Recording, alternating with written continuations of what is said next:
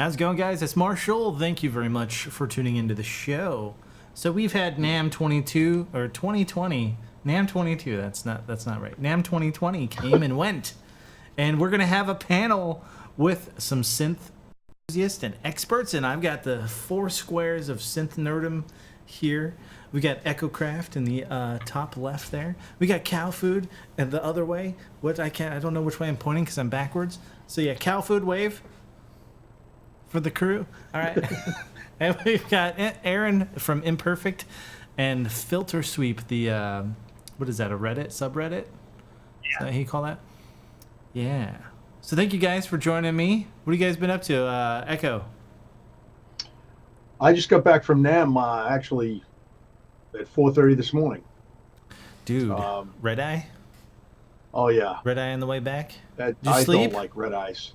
I dozed for like 5 seconds until this guy put his chair down and slammed my knees, and I woke up. Oh. And I was like, that's great, thanks. Yeah, thanks, bud. Thanks, kid. Yeah. Thanks, kid. How long is the flight back? We had good tailwind. It was about 5 hours. Going that's not bad. Was horrible. It was a 9-hour flight. Damn. Apparently there were 200-mile headwinds coming off the coast, and so we had to stop in Phoenix to refuel, and that made the flight 9 hours total. You guys had to stop and get gas in your airplane? Yeah, basically. Yeah, literally. Like we pulled into Phoenix. They were waiting for us. Not even in a JetBlue terminal. It was just weird. It was really weird. And we didn't get off the plane or anything. And they drove the truck out, pumped it full of gas. We got on the way within 25 minutes. And normally, I went with my wife again. And normally we would go and grab some grub and then check into the hotel and stuff, or vice versa. And there was nothing open, so we stupidly didn't know that there was a Denny's down the street. So we hit a gas station and got junk food, and that's what we ate for dinner. And you get those like awful chocolate donuts that have been like sitting in the bag. Dude, I got ding dongs. There you go, ding dongs. Yeah, man. Ding dongs. Ding dongs at Denny's. Nice. No, ding dongs at the gas station. Yeah. Oh, okay. So, CouFood, what have you been up to, bud? Let's see. I've been we can see building you got my your studio. You got your studio in the shot here. It's nice. And buying some stuff that I probably shouldn't be. And then of course getting the TD3. It comes in tomorrow. I got one of the pre-orders early on. Silver, or what color did you get? Red is the only one that came in so far to the States. Okay, yeah, red? At least for Sweetwater. Sweet. Yeah. Excellent. Yeah, didn't they make a black and yellow one too? They claim to have. They have made a black one and a yellow one, like two separate ones. I switched my pre-order to get one of each of the black and the yellow. But those will probably not be here for a while, is my guess. So yeah. Sorry, I meant CouFood. CouFood. Yes. Thank you very much for this. I bought this from CouFood. Oh, you're welcome. Yes, thank you. So this makes number 3, along with my original one and a third one that I purchased. And that one up there in the corner is the one I want. Yeah, sorry, it's mine forever. So what else there, CouFood? Anything else? No, not too much else. Just doing what needs to be done. And, are you gonna fire up a couple YouTube vids and show us how to patch that beautiful modular you got behind you? Yeah, I'm thinking that's gonna come very soon. I think that should happen. Cool. I vote yes. It will. Yeah, it will. We'll have a proper.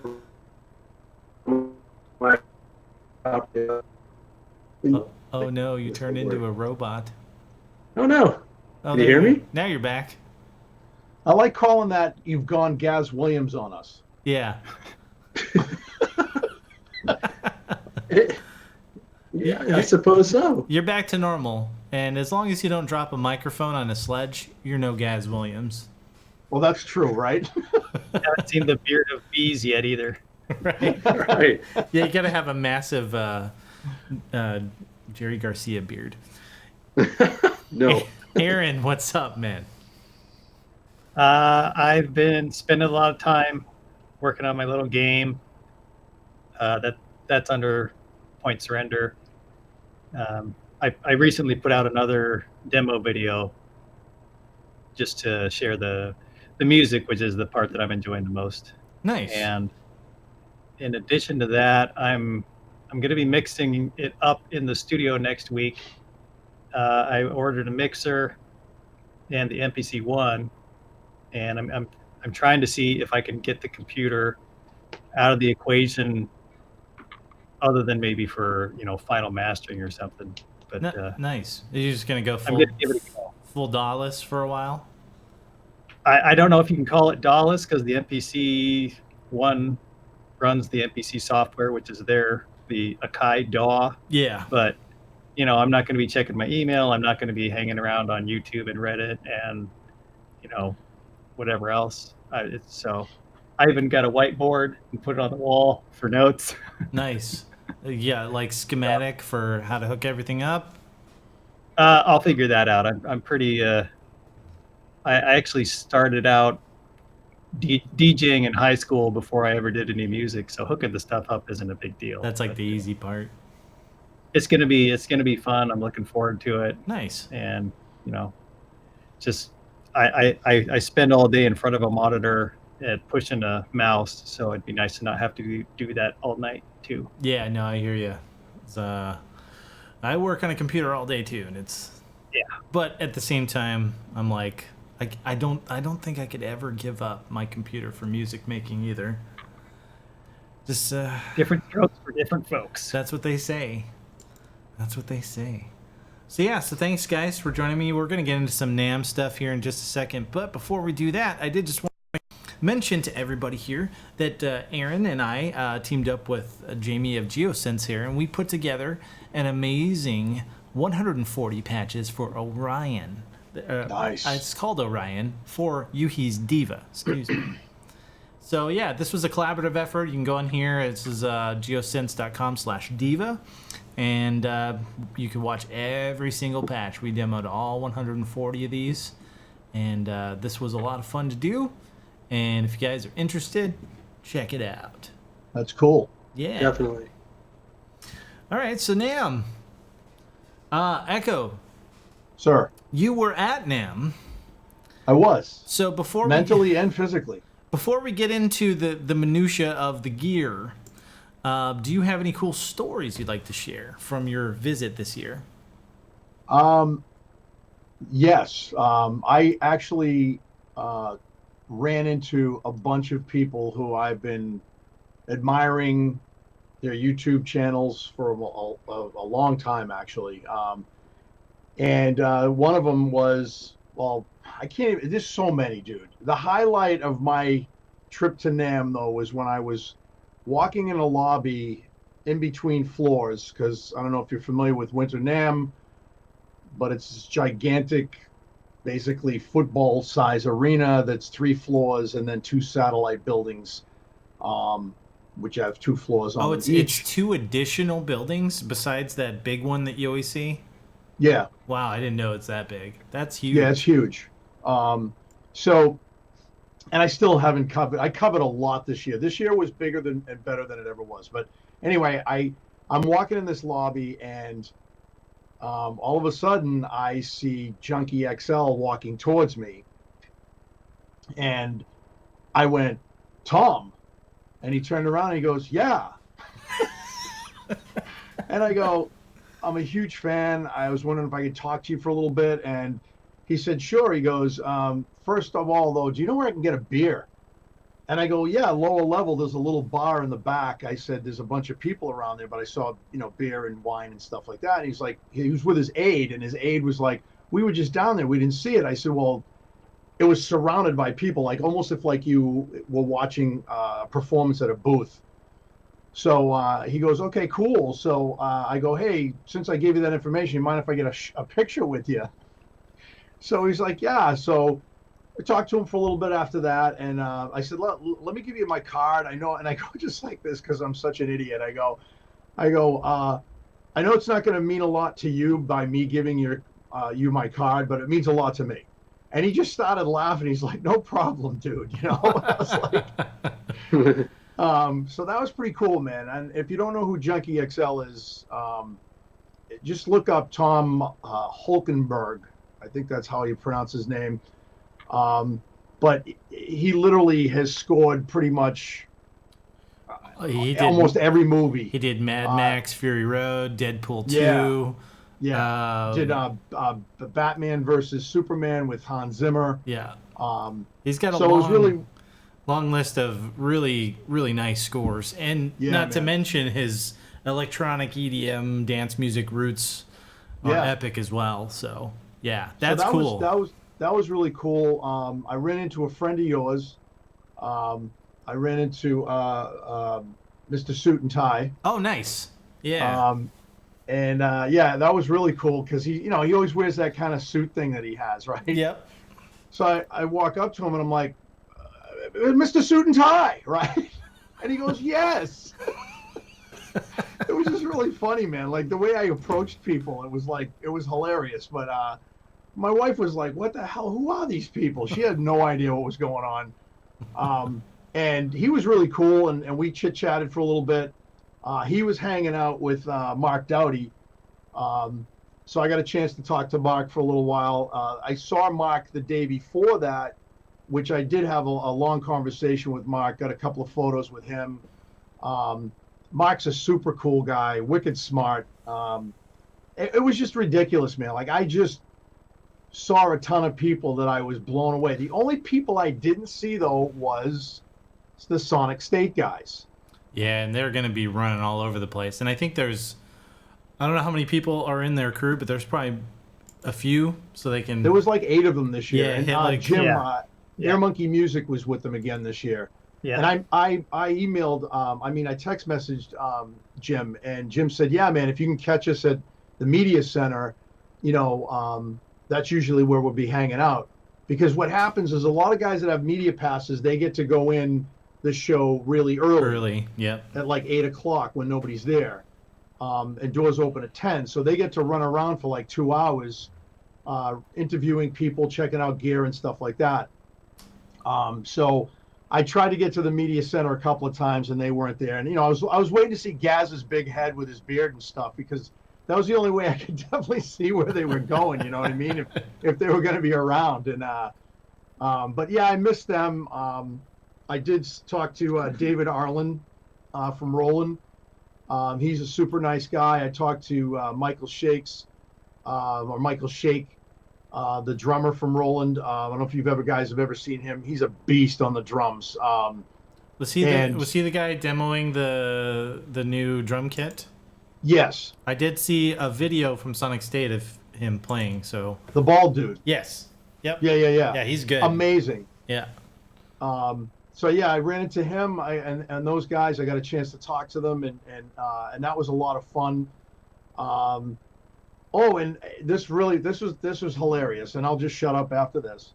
I'm in the gift shop, and I was gonna buy I bought this shirt. This shirt's pretty dope. It's an astronaut sitting on an ARP 2600. Nice. And he has a little patch on his arm, and it says NAMM 2020, and then on the back it says Synthfest. But yeah, I was in there buying the shirt, and he walks in with Blaze Beats, and I looked at him. I go, Simon, and he goes, hey man, how's it going? And I go, I introduced myself. He says, yeah man, I know who you are, right? And I was like, what? So that was cool. Suit and Tie guy actually says, yeah man, I've watched a couple of your videos on YouTube. And I was like, really? And I go like this in front of him and Mark Dowdy. I go, well, I hope you enjoyed them, because they kind of suck, but and Mark Dowdy just started laughing his ass off. He goes, dude, don't be so hard on yourself. And I go, well, they're nothing like what you guys do. I'm like, they're like, yeah, but it's cool, and I'm like, well, whatever, So that was kind of cool, man. You know, to have that little bit of recognition from those guys, because, you know, they're, to me, are like, you know, they're the synth gods. You know They're what I mean? legends, yeah. Yeah, But exactly. that's the thing, is they're real synth guys just like us, man. So Yeah. they're out on YouTube. Yep. They're watching all the videos. They see all the content too, which is really neat. So and Yeah. they're real nice guys. And Yep. yeah, it's cool that you ran into a whole bunch of people, man. That sounds like a Yeah, blast. last year I didn't really run into too many people. It was weird. But again, last year there was really no synthesizer section. Like this time,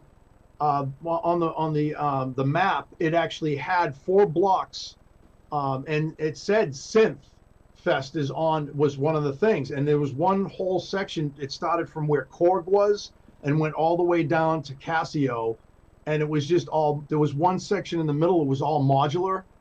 Nice. Then there was just like, you know, there was Nord. It was awesome, and it was very well thought out. And it was all in planned out one this spot.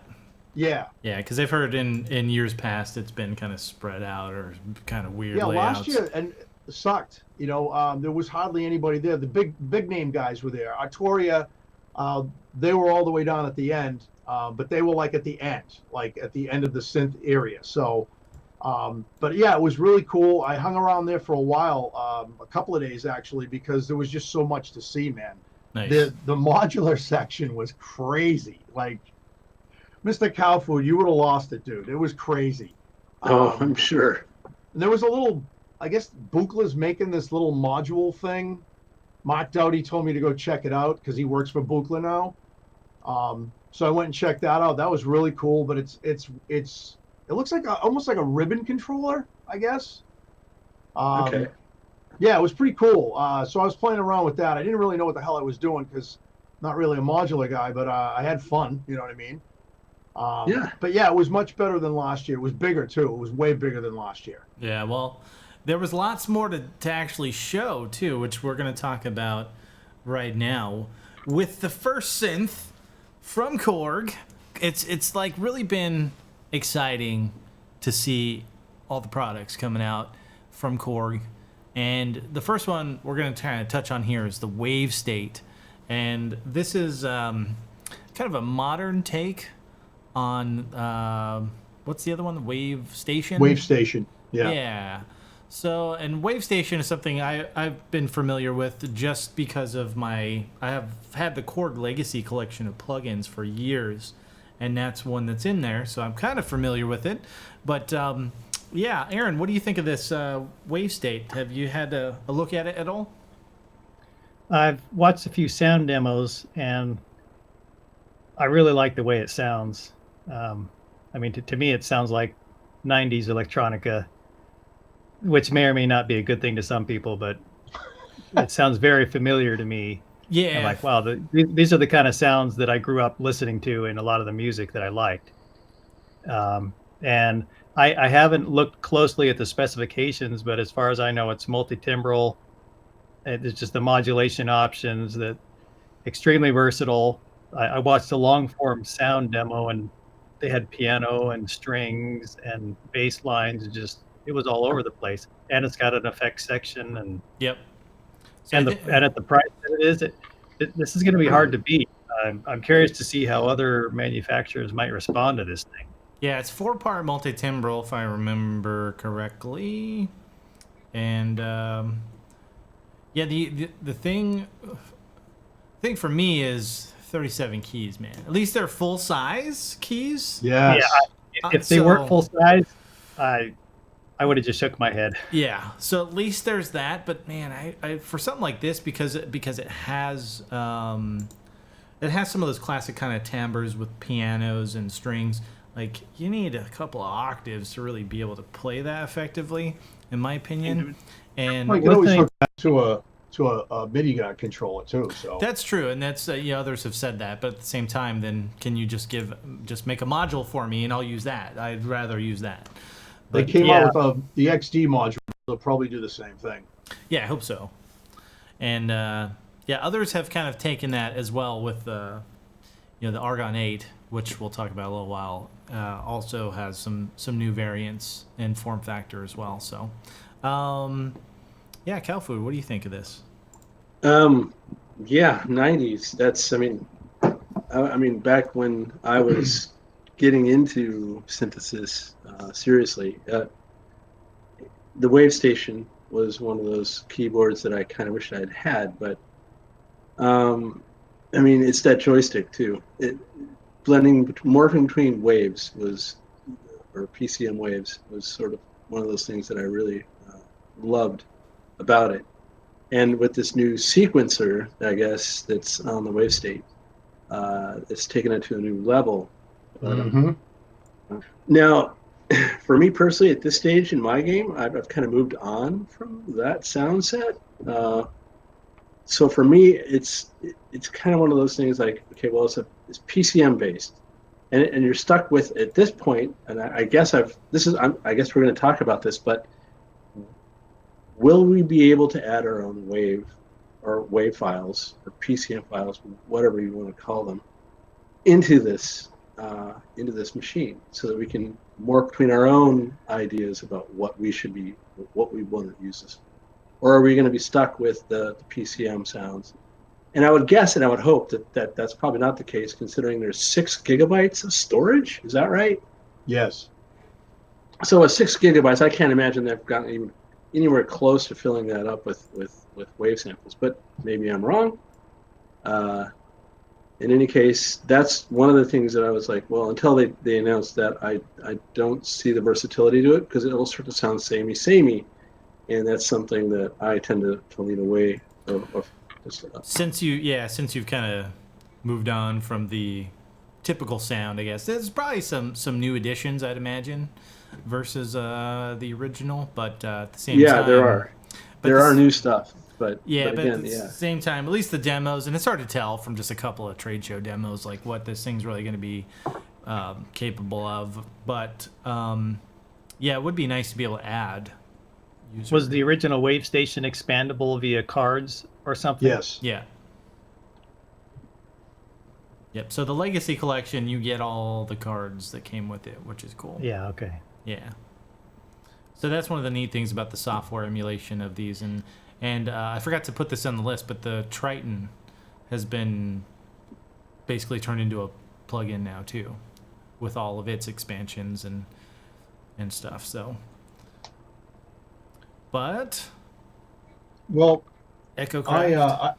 I used to actually own a Wavestation SR rack mount, and I love that. Like you said back in the day, MrCowFood, that was, you had just those sounds, and to get into the editing or programming of that was a nightmare, because you had this little green screen about yay big.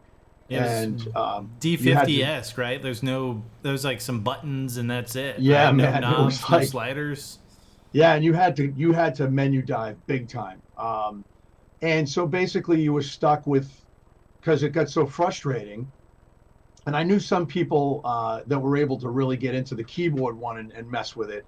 The SR didn't come with the joystick either. It had this little pad. So I had hands on, basically testing of this thing at NAMM, and I got to tell you, being a Wavestation guy, because I loved my Wavestation back in the day, I sat with this thing for a good, hour. Probably pissed a lot of people off, because they all wanted to test it.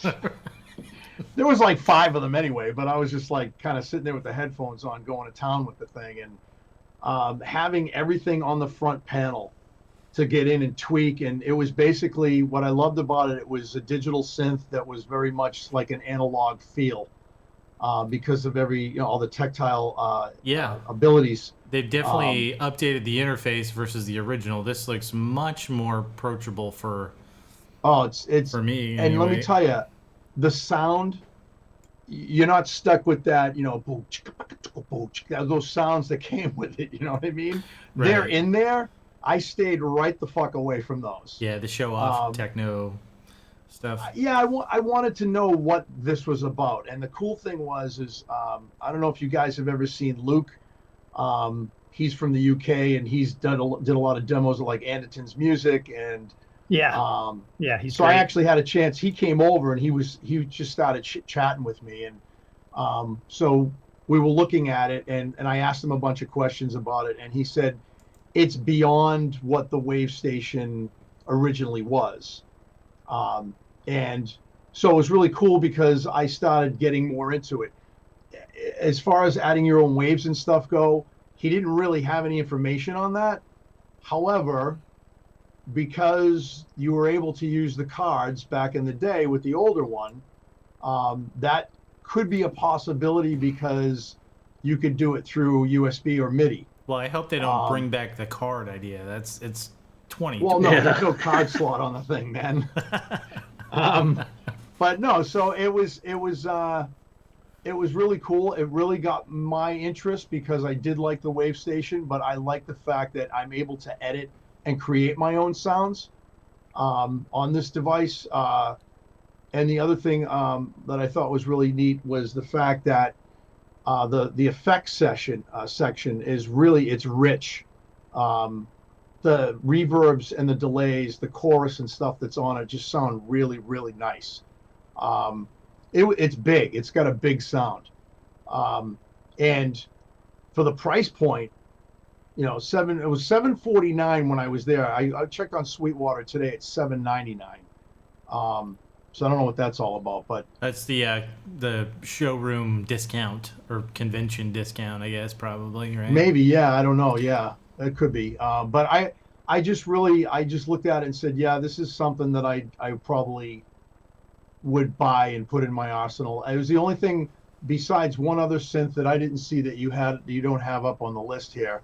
And I'll talk about that later, but that one that blew my mind. And just hanging out with the guy who built it, and he talked about it. Oh, I met Cuckoo, by the way. And he was there too. He was in that booth, but I'll talk about that later. But the Wavestate's pretty cool for $799.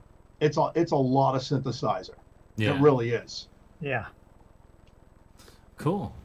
Well, let's move on to the next Korg announcement. We're going to have a few Korg announcements in a row here, but this was really cool. I was not expecting to see this, but they've introed the MS-20 FS, which means full size, right? Yes. Mhm. Or fucking sexy, one of the two. And it's a I like the green one. Yeah, they've got 4 different colors now. So and now Korg released the MS-20 Mini a few years back.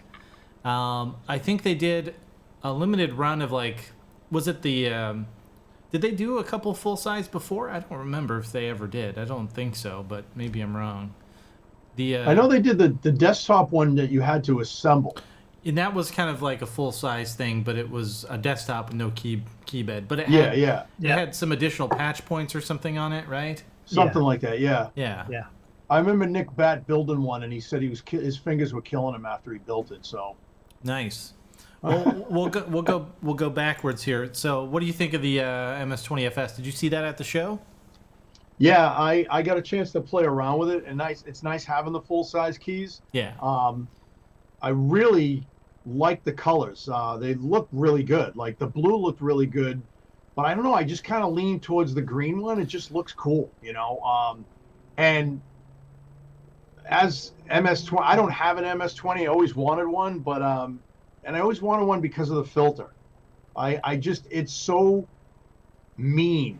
It's just a mean filter, and and I got it to go down real deep. And it just sounded so good, man. That's one of my favorite things about the MS-20. And there were patch cables there. You could patch some stuff. I just wanted to try it without patching it. And I could imagine, you know, how it would sound. Because like I said, I've always wanted one, never really owned one. But yeah, I think that would definitely be something that I would probably want later on. But I don't know. I just can't justify owning another mono synth. It's one of the classics, though. That's the only thing. I know. So It's got its own sound. Yeah, and it did this variant comes with the 2 different types of filters because there was an early version and a later version. I'm not sure what the Mini has. Does anyone know what the Mini has? If it's the earlier I or the think later. the Mini has the original, doesn't it?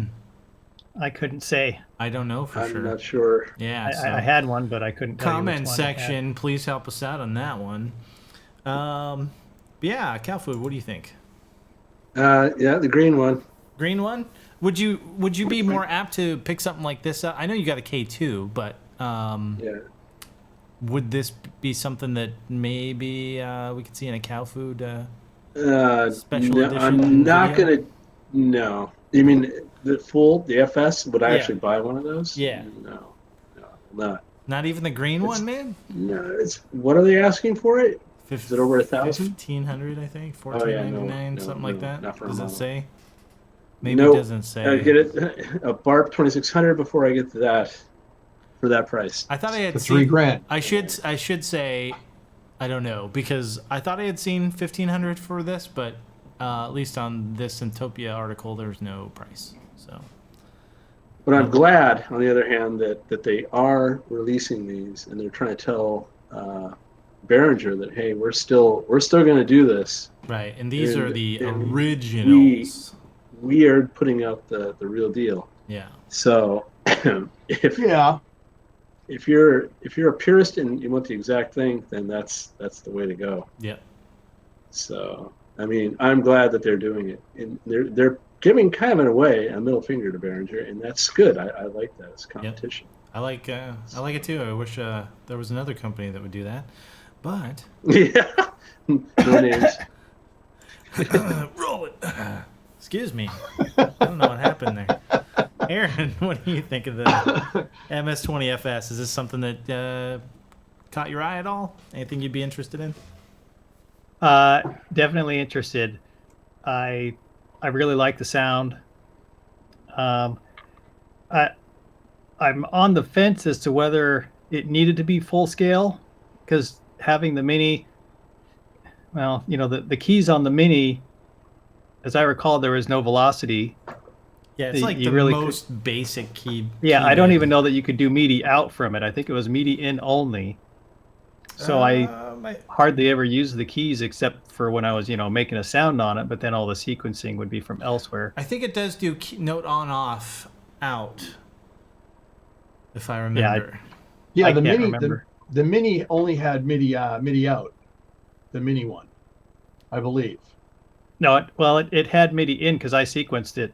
MIDI with in, that's right. external gear. Yeah, I've sequenced Sorry. it too, but I'm pretty sure it'll send note on off signals via MIDI, and That may be over USB. Yes.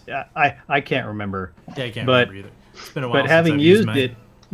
it, the Mini never felt small or crammed, and I don't have a lot of space, and I'm a minimalist, so I never felt like I really wish I had the full scale version. So Yeah. I'm not sure if they're going to fragment the market a little bit with that, or if they're going to keep doing the Mini, because I think the Mini probably still sells pretty well. Yeah. I love the color choices. I'm totally fine with them bringing it back. I almost wonder if this is going to cut into the similar market who's waiting for the 2600 Mini. I mean, you know, the ARP, the 2600 full scale, that's, you know, its own beast. But you know, this is a classic, legendary synth. Yeah, and I understand that the color variants are going to be limited, but the black one, I understand they're going to make plenty of those. So Yeah, I'm leaning toward the 2600, but you know, this is definitely viable.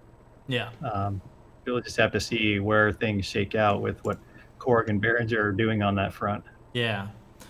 I'm super excited about this. I could see myself picking one of these up and selling my Mini, actually.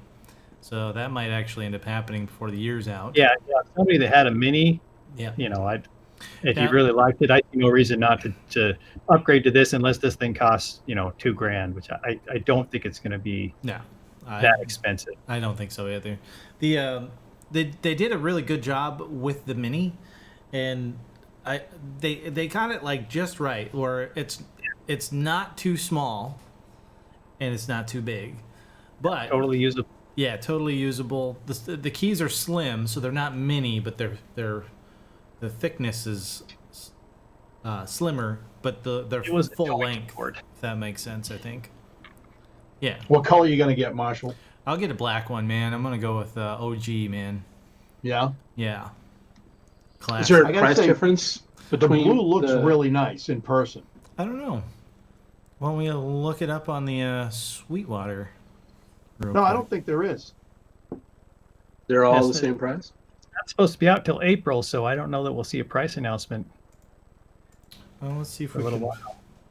see if we can look it up. Maybe it's already there. I would think the black one would be cheaper than the Because one thing about limited edition ones. Korg is, they make an announcement and it's going to be available almost ASAP. They don't drag it out. Korg makes the mini lug. Was it XD? But they make that in a white now. It's like a white. It's got like a white finish on it. It's actually pretty cool, but I don't think there was any price difference. Oh, look at this. So price drop on the Mini, anyone interested, $421 on Sweetwater. The FS, there's no price listed. Is that gray or green? yet. This one is the green one. Huh. Yeah, it almost looks gray on my screen. Yeah, it's green. No price, you said. No price I can't- listed. Yeah, I don't know if you guys will be able to read this through the screen share here, but No. yep, no price listed yet. So I guess we don't know for sure. We shall see. Hmm. So we can move it on along here to the ARP 2600 FS. This was one best in show at NAMM this year, and look at that monster. Oh my god. I think I'm in love. Absolutely gorgeous. Ah, beautiful. Aaron, what do you think? It's legendary. Looks like it belongs in a museum with, lasers around it and everything. Like Mission If- Impossible lasers, like no one can touch it. If I ran a studio, I would definitely want to have one in the studio. But knowing its size and price, it's not a consideration for me. Not at this point. But it does come with a massive flight case that you could turn into your house when your significant other kicks you out for buying I it. can sleep with that while I'm playing the Odyssey. Yeah, there you go. Live under a bridge and you'll have your op 2600. That's all you need, man. That's all you need, man. I have to give props to Korg for bringing it back. As far as I can tell, they barely messed with it at all. I mean, I know they added MIDI and something else that I'm forgetting. XLR outputs and an arpeggiator and a sequencer, I believe. Yeah, That is correct. They, I think it's great that Korg is doing what we've been asking everybody to do: is bring back the legendary synths that we all love and do it right. Except And for Your Korg did it. Yeah. They're charging a mint and they're limited quantities, but judging by the success of this, it might I mean, mean these that more they companies are gonna sold do the out. same thing. They sold out within like a day. Not even, I think. They were gone. How far down that list are you? Do you know? I have no idea. I think I'm very lucky to even have gotten one. So, yeah. you know you're going to sell everything after you use that. Sell everything? What do you mean? We're not worthy. We're not worthy. Oh, yeah. CouFood, what do you think, man? I'm so thankful that their Korg ARP's the same thing, I guess. Yeah. That they're doing this. So, I mean, again, what I was kind of saying with the FS MS-20 is I give the middle finger to Behringer, because there are people that do want the original thing. They don't want a clone. It's not a one-to-one, but it gets there 95%, 90% of the way. But no, this one is one-to-one for the most part. Yeah, and the Behringer is not going to cost $4,000, so. No, There is- it's not going to sound the same either. I don't think it's going to come. They're going to be in different ballparks. Yeah. In sound. Well, I'm just guessing. They nailed the Odyssey. They did nail They nailed the Pro 1. Yeah, they got some things Yeah. right, but not all of it. And this one's No. a pretty tall order to take on, in my opinion. Yeah, I think Korg's been working on this for a few years, is what I had heard. So you know that there was a gentleman that was building ARP 2600s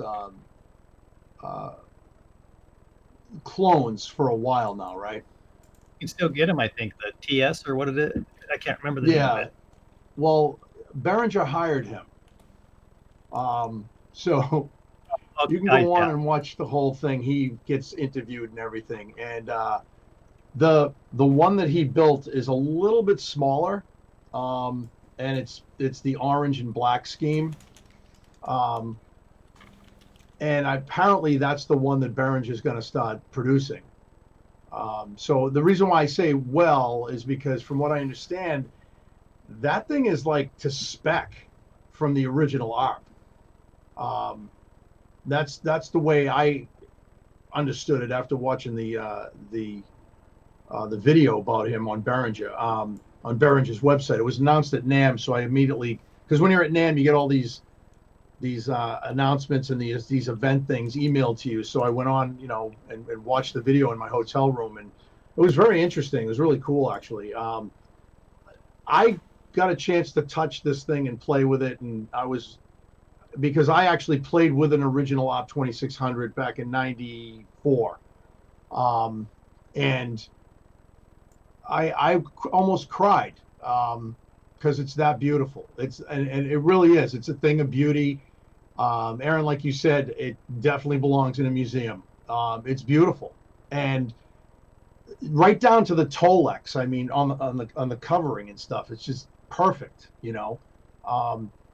and being able to manipulate it with the arpeggiator and stuff. I had a blast with it.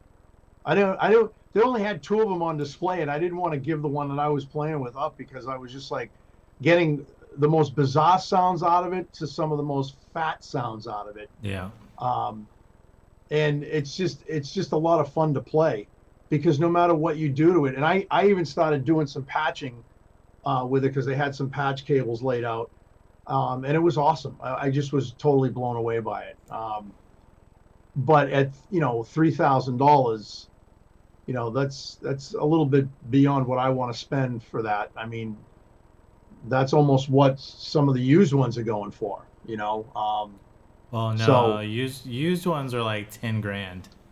Well, in great shape, yes. The one I played wasn't in such great shape. The guy was selling it for probably around, I think it was like around 4 or 5 grand. Okay. It was pretty beat up. In the mid 90s. Yeah, those in the mid 90s. Yeah. So, but yeah, maybe you're right. I mean, maybe even the beat up ones are going for that kind of money now.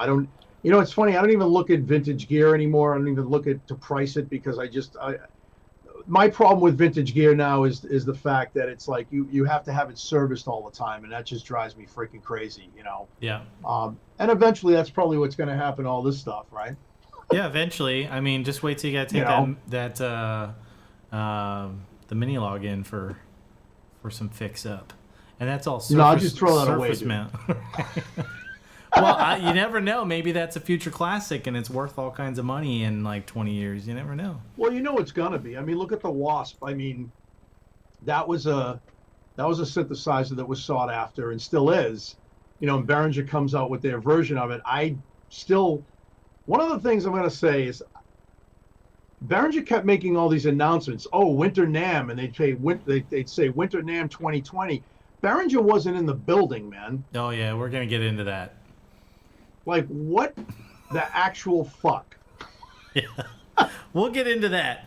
But for the ARP 2600, I'm in love with this thing. This is up there. This is the coolest thing, in my opinion, that's been released since the Mini Moog reissue.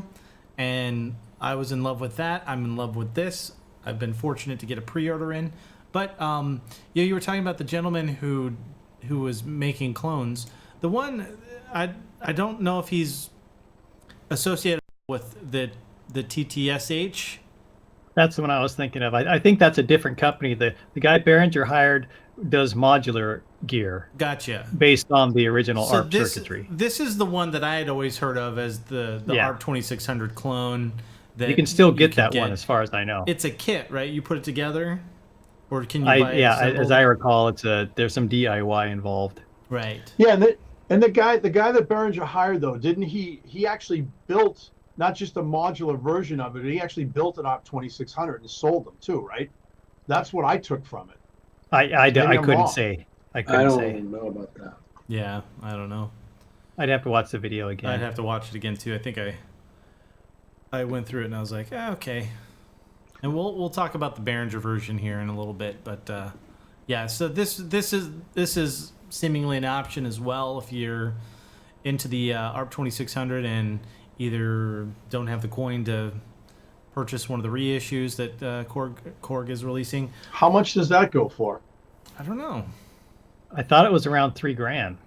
It is pretty. It's not cheap. It's not cheap. That. It doesn't have the keyboard either, right? That 3600 keyboard is kind of a unique thing.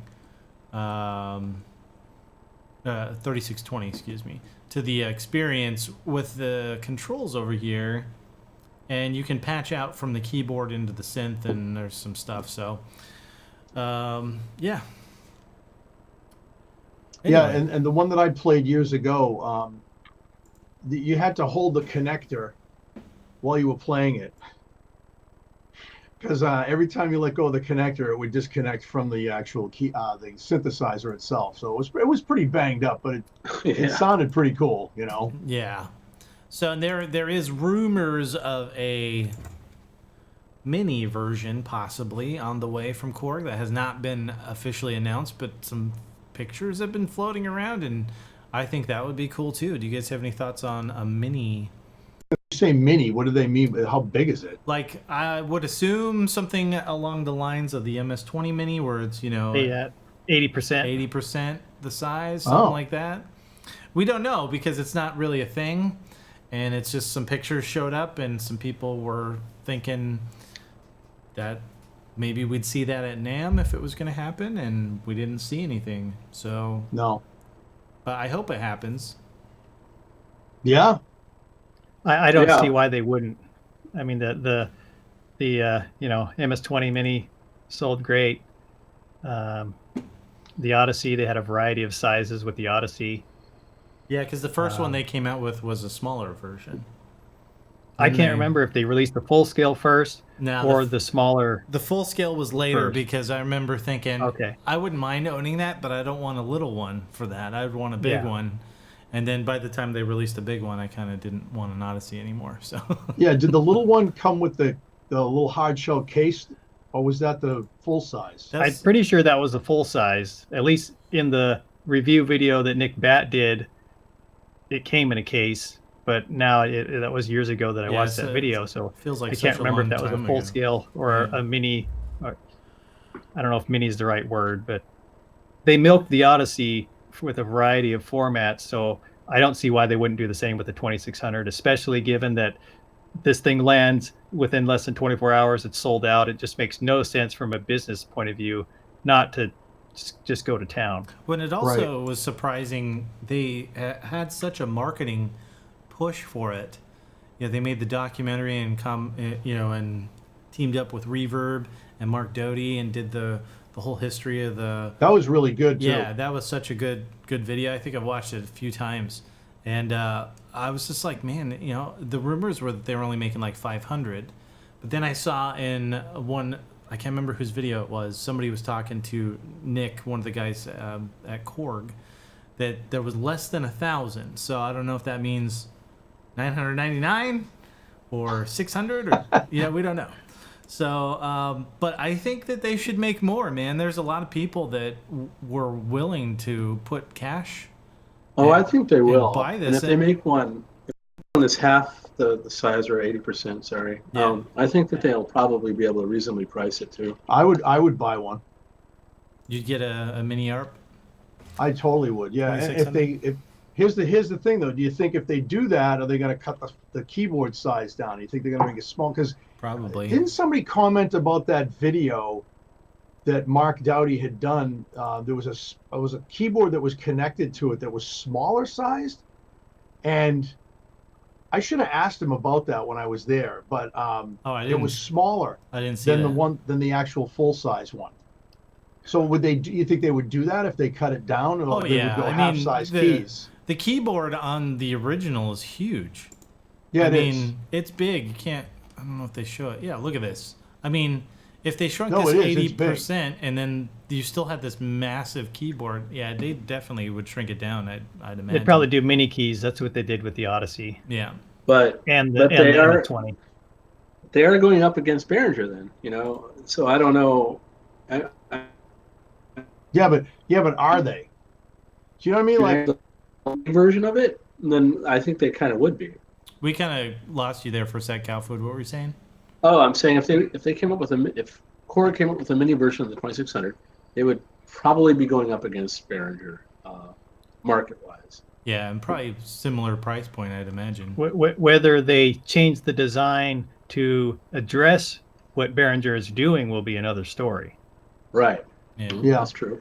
that is true. Yeah. Because if it comes out like the photos we've seen of the 2600 mini, where it's in the box and it's got the keyboard and everything, I don't think there's any way that can be as cheap or even close to as cheap as the Behringer version. But if they sell a mini that is optional without the keyboard, that's what I'm looking for. I don't need another keyboard. Yeah, But I'd love to have a Korg 2600 mini that comes in the Tolex case. That'd just be totally sweet. Yeah. Right. yeah. Well, I mean, let's like the ARP Odyssey. That was something I was always interested in. I just never pulled the trigger on it. And when they came out with the desktop version, I was like, oh, maybe I should do that, because like I was the same way. I was like, I don't need another keyboard. You know what I mean? I'm putting keyboards away, for God's sake. It's like, but when I saw it, I said, but then I was just like, yeah, do I really want an Odyssey? And then when I saw this, played with it and touched it, I was like, oh, it's Heaven. the things that you can do with the ARP 2600 is just legendary. It's so spacey, and it can get all weird, but at the same time you can get like solid fatness, bass, like all kinds of cool stuff. I'm so excited for that. But let's move on to the next synth on the list here. This is a concept synth that Korg kind of had hanging on a wall. Did you see this, EchoCraft? The OP6 or OP6? Yeah, so I saw I forget the dude's name, posted, and I was like, how did I miss that? And then I realized it was like a case that was there, and it had the 3 synths in it. And so I went back the next day and I took some pictures of it. Is that a Triton under there? It's a chrome Triton. That's up there with like the gold Moog Voyager. Yeah, you right? need that. But no, I did look at it, and it's very intriguing. It's definitely digital. It almost reminded me of, I didn't know much about it, and there really wasn't much talk about it.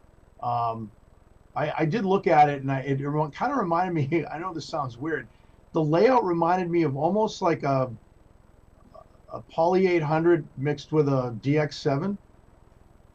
Don't hit me. We're going to uppercut you right now. No, I'm just kidding. It definitely has a DX7 look to it. I don't know what a Poly 800 because it's brown. It's brown, and it's got all the fucking operator thing. Anyway, people are going to think this is the shit, but my opinion is, you can buy a DX7 for like $300. Like, just do that. Like, I don't know why anyone would bring this. But back. I mean, is it? I should have asked Luke about it. But I was wondering, like, is it like supposedly like, is it like a DX7, or is it what? I mean, what is it gonna be? Is it? Nobody knows what it sounds like. Is it a concept? Is it ever gonna? Well, yeah, it's totally appear? It's totally just a concept proof. It's a shell. It's like what Behringer did with the RD9 a couple years ago at KnobCon. They show you the case. Look at this. We might make this, and everyone freaks out. And then here we are 2 years later with no RD9. Well, because last year, and they had these keytars. I took a bunch of pictures of them. They had these keytars in that same case in that same area. Yeah. And they were like, this is like a concept and stuff. Well, now that's real. Yeah, they made that's those. a real thing. Yep. Yeah. So I mean, it could be something they're actually doing. I have seen the Chrome Triton. I did see that. I don't know where I saw that. It was somewhere. That was real. That was a real thing. But then they made a Chrome mini lube, didn't they? A log. I don't even know how to say that. I don't know. I didn't go know. through this all the time. I didn't know any of these, But yeah, what do you think, CowFood? Does this? Are you a? The Op 6? Are you jonesing for an Op 6? Concept? Yeah. No. No, I got a Volca FM. I'm good with that, and I also have a Digitone. So my FM synthesis is, Novation Peak. So I don't need any more FM in my life. But if I needed that particular type of FM, I could always get a plug-in. Yes. Use it on the computer and be happy with a camper. So for me, I don't need all those operators sitting there looking me in the face on a big black grayish keyboard. So no, I guess not. It's brown. Not in my wheelhouse. It's shit brown. Yeah, it's shitty Is it brown. Yeah. Is it Poopy shit brown. Oh, it's the That's same kind of brown that the god awful DX7. But maybe, if it's got a better screen on there for programming, people that really love the DX7, then I can see a market for it. It's a tiny screen. There's a screen over there. That's definitely an improvement, though, I'm sure. And there's more sliders and knobs than on a DX7, so you get some points for that. But it's still shit brown, and it's still gonna suck to program. I will bet money. I'll bet money. Well, fuck this thing. FM is a pain to program. I know. So there's no Well, I way just don't around understand. that. Like, why would you make a synthesizer poopy brown? Like, I don't know. I mean, I get when the first one came out because, it was just on the heels of the 70s, and brown and fucking terrible green was, like, cool. Like, everyone had puke green carpet. Was it? Yeah. And yellow. Weren't you alive then? I wasn't even alive, but I remember going into people's houses. Yellow refrigerator. Yeah, yellow refrigerators. That's why I'm shag questioning carpet. that. Was it cool? Come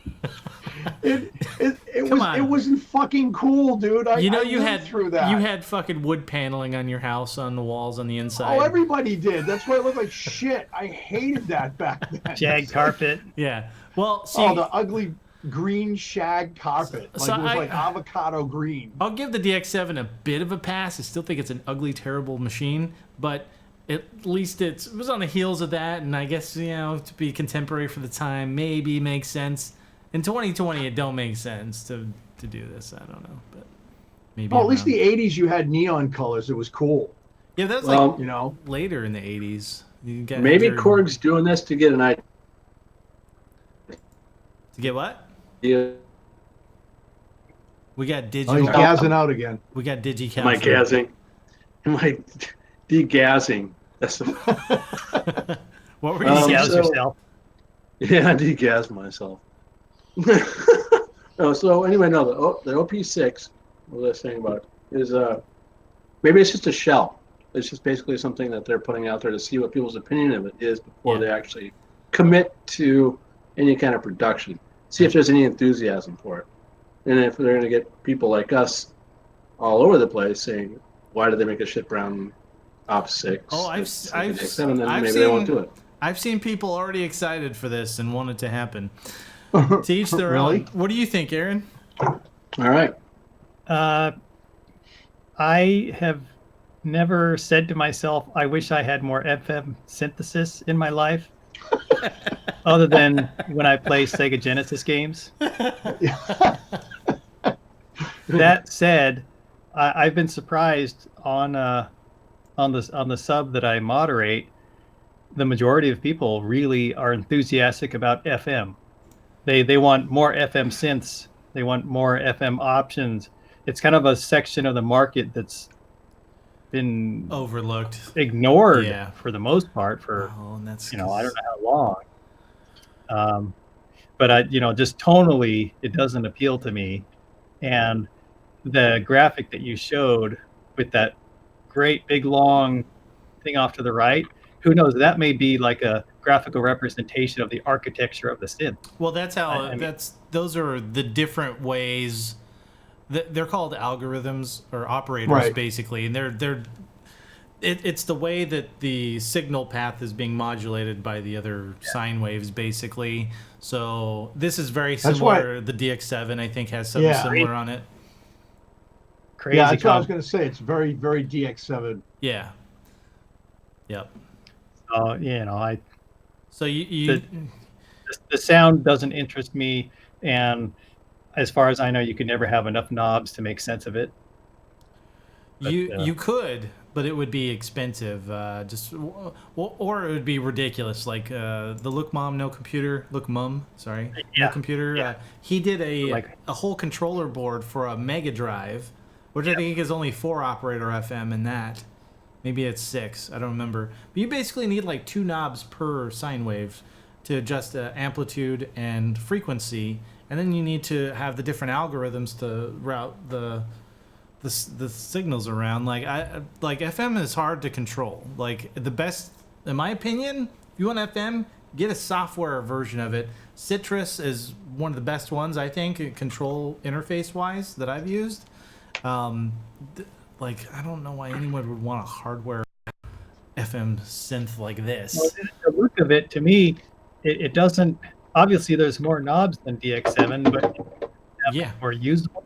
Well, DX7 had 2 sliders and like 12 membrane buttons or whatever. Like, is and a long, awful. ugly screen.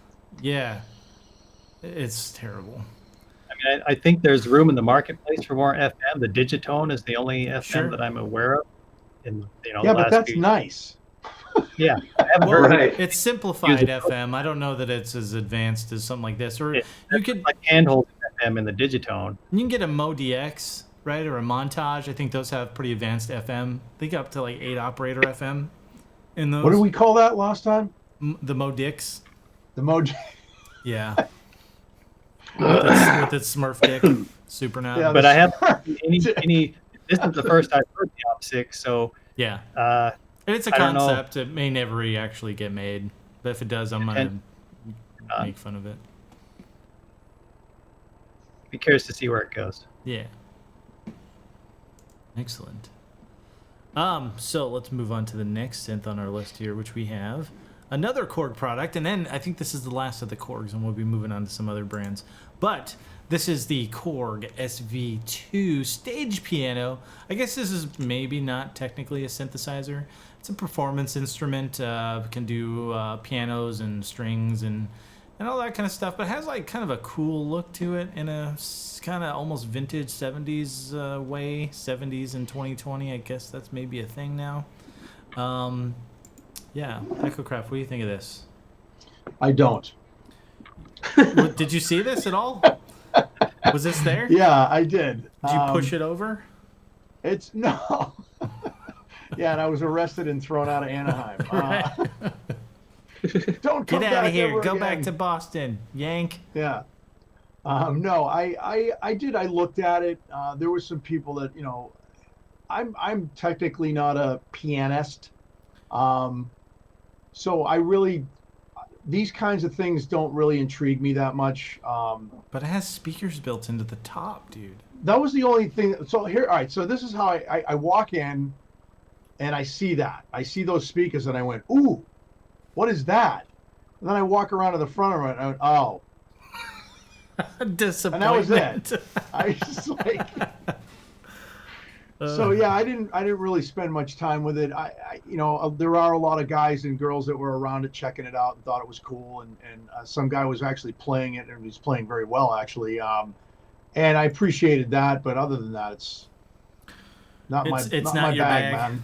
Yeah. What about you, Aaron? I really like the sound of old Steinway pianos, and I often work that into my production, but something like this, to me, I'm happy with a, sample based or, some kind of software version. If there's no way to morph it, I don't know why I need a hardware version presentation. Yeah. Agreed. Aesthetically, it looks like something that would go well on the set of the original Star Trek, especially for where the guys sit in front of the captain and they have that thing that they sit in front of them. Yeah, right. the ops console, navigation array, whatever, gonna fly the Enterprise around. Yeah, it's very interesting aesthetically. Yeah. It has an interesting look. Well, sound engines, because it's obviously electric, so maybe they've got a variety of sounds in there. Well, there's a tube in it too, like the Chronos. Is it the Chronos? No, the Prologue has a tube, right? The tube compressor or whatever. Yes, yeah. Is that the same thing in here? I think that's what that is. I'll be honest with you, like I didn't do a huge amount of research on this. I just saw a couple demos and I thought it was kind of interesting and wanted to get your guys' thoughts. But it sounds nice. I mean, there's no question. It definitely sounds nice, Yeah. But I agree with Aaron. I would rather have a sample based piano. Nice contact library or something. Yeah. What about you, CouFood? Are you making room in your studio there for an SV2? Yeah, not. No. I use Piano Tech for that kind of thing. Okay. My go-to. To get your 90s techno stab pianos? Yeah. Or you can get a Wavestate for that too, I guess. Right. But as far as like for someone that's performing in a band, that might be something to be good. I don't know how well those speakers kick out the volume, but for learning piano or someone that's actually playing on stage, I could see that having these extra sounds it might come handy. But again, I'm in the same boat as you guys. This doesn't have room in my studio, and it's just not something I put much time into researching. You don't want your studio to look like the Enterprise? No. Well, maybe. He does, obviously, from his modular. Going with lights in the back. It looks like it's on its way. All he needs is the 2600 so he can make sound effects for his modular. There you go. So give me your 2600 when you get it, Marshall. Sure. I'll take that off your hands. I'll just go ahead and ship it right up to you. Yeah, you don't need patching. You can't save any patches on it. You don't want that crap. Yeah, it has no presets. I don't know what to do without presets. Right. So yeah, the SV2 I think it's a cool idea and it's definitely got a market for it. The demos I'd heard it sounded fantastic. It's just for me as well. It's one of those things where it's kind of an oddity for someone like me. It would be strange if I owned one of these, I think, and people might want to make sure I'd worry about you. It'd be time for an intervention. Yeah. Like, Marshall, dude, seriously, what is that? So yeah, let's go ahead and move on to the Moog Subsequent 25. So this is new from Moog. Looks like a sub fatty. Yeah, a little bit. What do you think of this, CouFood? Have you looked into this at all? Yeah, when I sold you my Slim Fatty, I was like, maybe I should get that as an upgrade. Yeah.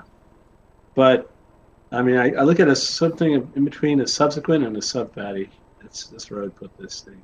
It's the same form factor as a Sub Fatty, but with the Subsequent controls. I think it's got overdrive and some other stuff. It was kind of limited in the patch memory side of things, but yeah. Yeah, it sounds good, and I mean, it's if you're looking at a Subsequent, you can't afford the space. This might be a good solution, but I would wait for the prices to go down a little bit. Yeah, because you're gonna launch $849, which is probably right around where the Sub Fatty was, I think. Yeah. I bought a Sub Fatty and I sold it. Are you gonna buy? Are you gonna pick one of these up? No. The Sub Fatty for me was fun when I got it because it was the very first Moog piece that I ever owned. But when the two voices died on it, and then I sent it out to have it replaced, repaired, they sent it to me back and it worked fine. And that was the second time I had to send it out for service. I had something wrong with the filter because the filters are known to go on it. So then they sent it back to me. That was fixed. Then the voices 2 years later went on it. So I had to get those replaced. And then when I finally got it back, I just said, you know what? I'm just going to sell this on Reverb. So I got like six bills for it on Reverb. And just when I saw this, I always wanted the wooden sides on my Sub Fatty. Yeah. And I saw it and I was just like, how much different is it? You know, the subsequent 37 is really nice. I played those. But this to me just didn't appeal to me. Again, this is paraphonic, I believe, too, right? Yeah. think so. Yeah. Just like Yeah. the Sub 37 itself, Subsequent 37, they're paraphonic. Yeah, it just didn't appeal to me, man. Like Yeah. I just, and here's the other thing, you know, I didn't really want to drive all the way to LA and have a special appointment so I could go into their fucking Moog house just to see all of their Moog shit. So Yeah, I because was they're technically not at NAMM either, right? Don't they do kind of an No. off-site event? no, and the Moog Museum wasn't even there. Oh, So they shit. moved that now too. Oh, wow. Yeah, so I was very disappointed in Moog. Because this is the second year. It's like I look on the thing and it says Moog, and it had a little booth that you go to, but there's nothing there, and it's by appointment. And you can only get an appointment to go to the house in LA. And I was just like, you know what, man, I don't feel like dealing with LA traffic and all that shit. I'm not going to LA to go to Moog. So hopefully I'll get to Moog Fest one of these days. I'd really like to go down and tour the factory and stuff like that. But I just think I don't like when companies are like, oh, hey, we're too big to be at NAMM now. We're going to have our own NAMM thing. Sorry. Yeah. You know, it's just kind of is irritating, you know. Yeah. I think That's it's- why, you know, I know MrCowFood's like, you know, give the finger to Behringer, but you know what? I hope Behringer keeps making more Moog shit just to piss them off, because I mean, I love my DFAM and I love my Mother 32, but I'm just so sick of this elitist shit with certain companies, man. You know, Yeah. you know, that's just me. Sorry, I went off. I'm sorry. No, you're good, man. Aaron, what do you think? Aesthetically, I like it. I like that it's politically neutral, and I've heard some of it. Daniel Fisher did a review, and he was talking about they've added more room in the drive circuit or more overhead. Because what I don't know is how it compares to the Sub Fatty. That I believe that's the other one that's basically the same size that you guys were talking about. That's mostly a gnarly bass Yeah. synth. Okay, yeah. And that came out before the Sub 37. That's If correct. I Yeah. remember right. That was kind of the successor to the Little Fatty. But I think they might have been making them at the same time for a little while. I don't remember exactly. It's been a while. But yeah, so they've added twice the headroom. I guess in the mixer section. Yeah, I'd have to watch the video again. I don't remember exactly either, but yeah. But and he said the filter can do 1, 2, 3, and 4 pole, which is very interesting. But I'm curious to see if it can do smooth, mellow sounds, because as I heard the Sub Fatty, which to me seems more like the direct competition to this, because they're basically the same form factor as far as I can tell. Correct. Take the same amount of desk space. But that one, it's a little more difficult to be polite with it. So this one might pique my interest if it can do, you know, more soft and sweet type sounds. Well, Mark Doty did a whole thing on the Sub Fatty, and that was one of the reasons why I bought it, because I really liked the demo that he did, and he got some really mellow sounds out of it.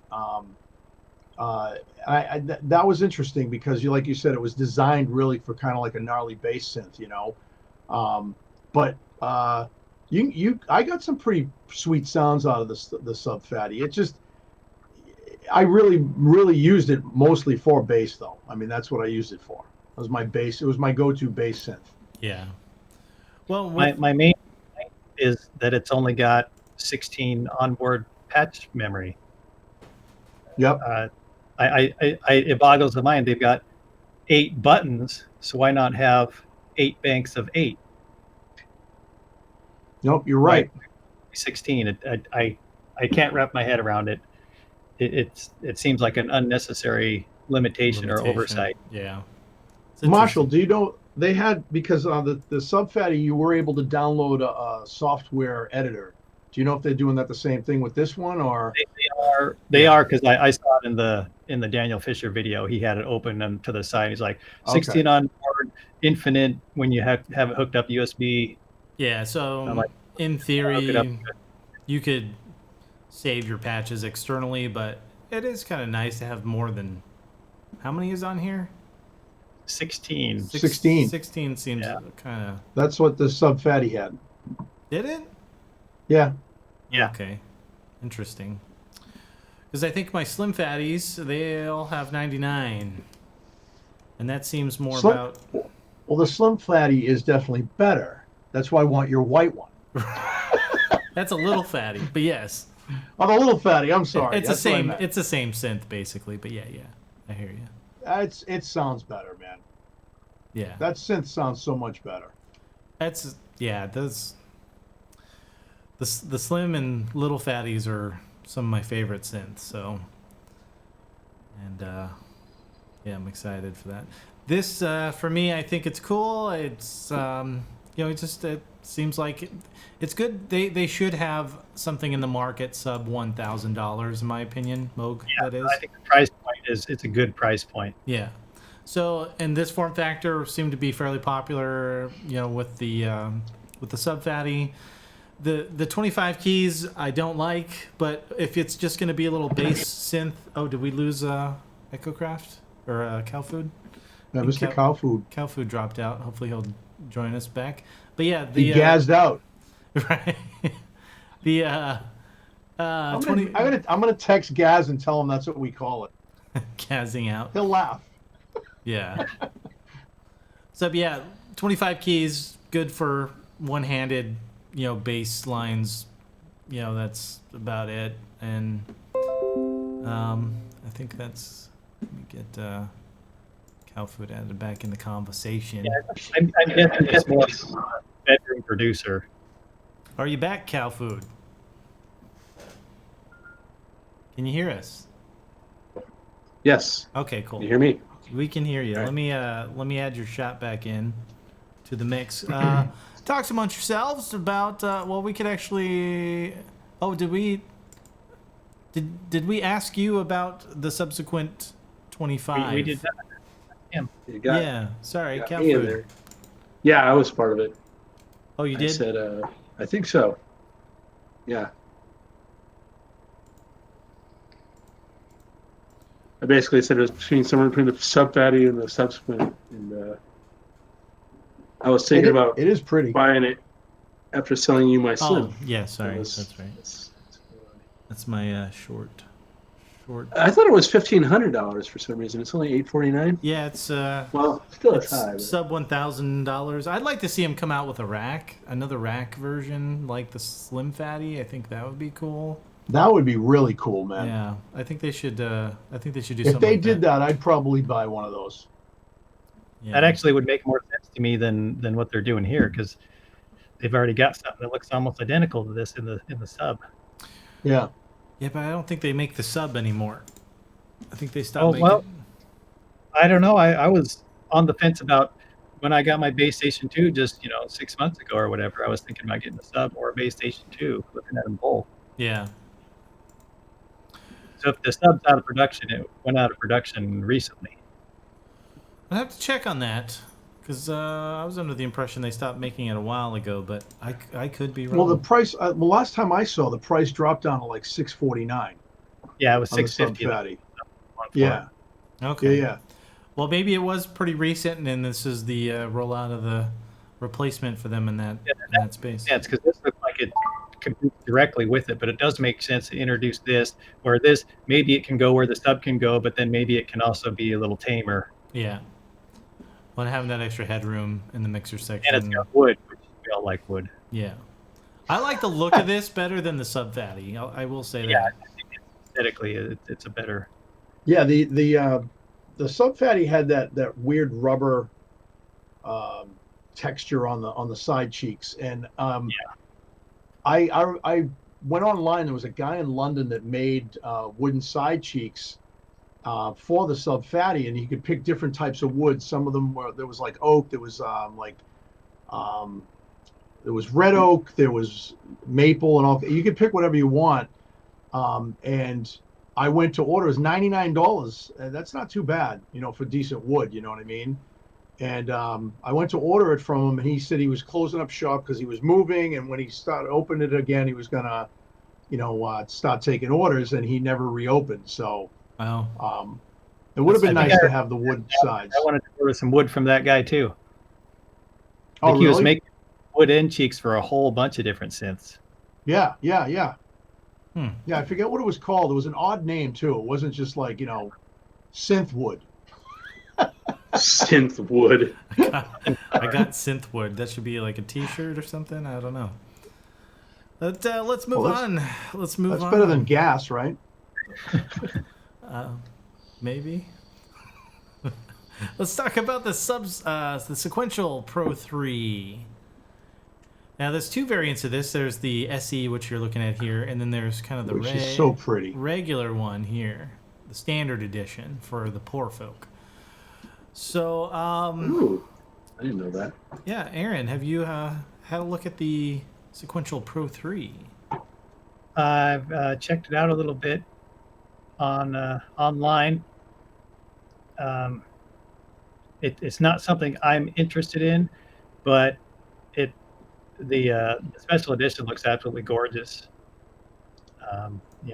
Dave still knows how to make a good looking synth. What interests me about this is how the Pro 2 was 4 oscillator digital with, I think, analog filter, whereas this is 2 analog oscillators and 1 digital oscillator with analog filters. But so on the Pro 2, the predecessor, you could do 4 voice paraphonic, but on this one you can do only 3 voice paraphonic. It kind of surprises me that they would remove that voice, because that seems like a big selling feature to have, 4 voice paraphony. The filter architecture I thought was interesting. There's 3 filters on there, but as far as I know, you can only use one at a time. You can't go in series, and as far as I know, there's no parallel or stereo filter option at all. It just seemed like some interesting either oversights, given that multiple filters and stereo filters and that stuff is kind of appearing more often, and people really like those features. Yeah, so But this is just a more traditional approach, I guess. Yeah, and here's a picture of the Pro 2. Yeah, and it just kind of scaled back a little bit, and it's a smaller keyboard than the Pro 2. So it's kind of like he's aiming with a little different crowd with it. I'm not quite sure. Well, do you know what the Pro 2s originally sold for? I know they weren't cheap.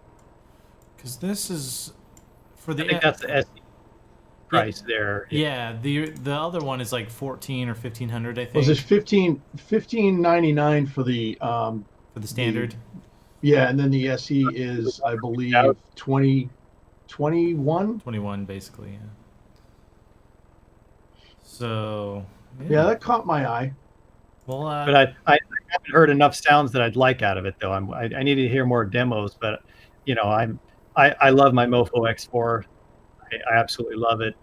So I'm guessing it's got really good sound in the right hands. Yeah. CouFood, or sorry, EchoCraft. Tell me what you think. So Mr. Dave Smith was in the same place he was last year. Such an odd place to be. He's in a ticket booth. When you go into the convention center, there's a booth, right? It's fairly large, but it's a ticket booth, and outside is the windows. To get your tickets. It's got a little microphone area. Well, he had the microphones from the ticket booth on the speakers, so when people were demoing it, it was going outside into the courtyard area. Oh, weird. Which I thought was really kind of cool. But I went in, and Dave wasn't there this year, unfortunately. But I got a chance to play with both of them. Of course, the SE is gorgeous. That's the one that everybody wanted to touch. So while everybody was gathered around that, I went over to there was 3 or 4 of the other ones that were there, the standard model, and I spent some time with it, man. It's a really nice synthesizer, and the filter on it, I can't even describe it to you. I got this bass rumble in the headphones that I can't get out of any filter except for, well, I shouldn't say that. The one that it comes close to, I'm going to have to say, would be my Matrix Brute. It's designed with the 3 most popular filter types, right? Yeah, but it's just you can only use one at a time, right? Right. But it sounds so. It can sound really aggressive. It can sound very light and very warm, and it can sound really almost FM-y, if you want to go there.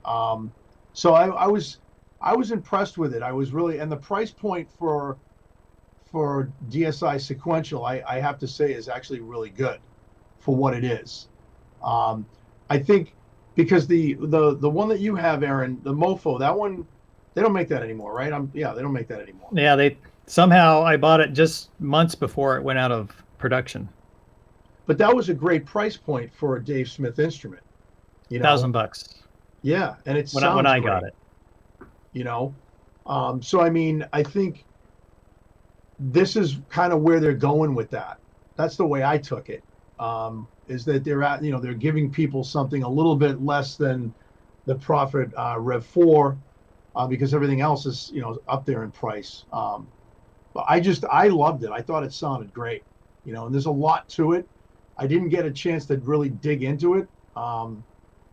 The sequencer on is awesome, but again, like, there's just so much to it that I would probably need a couple of weeks to dig into it. You know what I'm saying? But it did sound really, really good. And there's nothing different, by the way, between the SE and the regular one, other than the fact that cosmetics, it flips up. Right. Yeah, and it's wood. It's got the nice wood on it. Love the flip up. Yeah, CouFood, thoughts? Well, I think it's pretty cool. I mean, I guess there was a point in time when I was looking at the Pro 2, or the Prophet 2, rather, and I was not that interested in it, but this one is a little more robust. Well, I guess quite a bit more robust. But as far as I'm looking at it, it's not something I would need or want per se. However, I could see where this particular mono would be something someone would really want. But for me, I'm happy with just my Behringer Pro 1, and it's got paraphony in it, so I guess I can kind of get where I went with that, much more to where I'm going with my music. Yeah.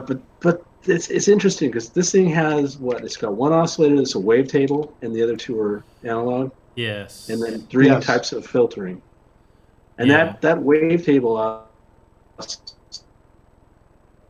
you haven't heard that type of wavetable. Say that again? You kind of broke up there. Sorry, I haven't heard that type of that oscillator sounds really interesting next to those analog oscillators. It really does. It really does, man. It sounds amazing. So, and it has its own unique sound. So I give it thumbs up for that. It's really it's something. And for DSI prices, it's not unreasonable, but it's up there. Now, if you're a DSI fan, I'm pretty sure you're eyeballing this already. And I think, well, Mr. CouFood, you still have your OB6, right? Oh yeah, yeah. That's not going anywhere. No, it's a great synthesizer, man. Yeah. And by the way, I was thinking about a Prophet 6, but the only thing that kind of steered me away from it is that the filter on it is steppy. But it's a good steppy if you like steppy. In other words, it steps in intervals that are harmonically tuned, but I don't like stepping in my filter, period. It's just right. So Yeah. If I'm not going to spend $2,000+ to have a steppy Oh, you're frozen. Frozen cow food. Aisle 6. Frozen cow food. We're gonna call it ice am I still cream. frozen? There you go. You're back. You were frozen cow food, aisle 6. Did my audio come through? I was just saying that the Prophet Rev 2 for me did it because over versus the Prophet 6 based on the filter. Yeah. So. Well, I think this is neat. It's got the three classic filters that anyone would, that most people lust after: the Prophet 6, the OB6 filter, and the the Moog style ladder filter. Wow.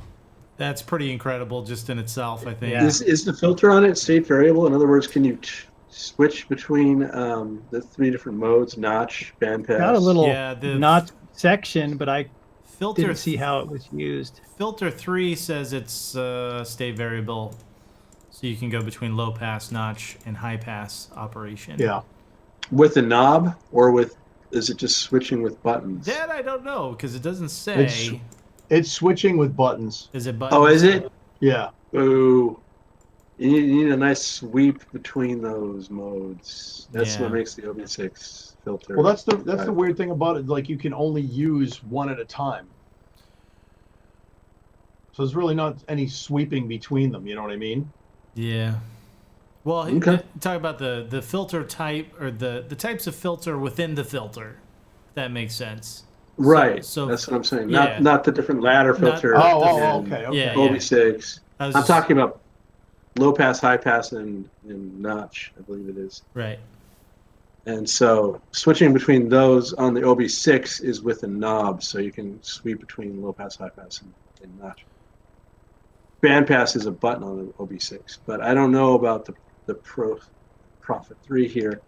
You were playing with it, Echo, so did you notice if that was a knob that you could sweep between those types? I'll be totally honest with you. I didn't even check that out. I was just so blown away by the sounds that I was getting out of it.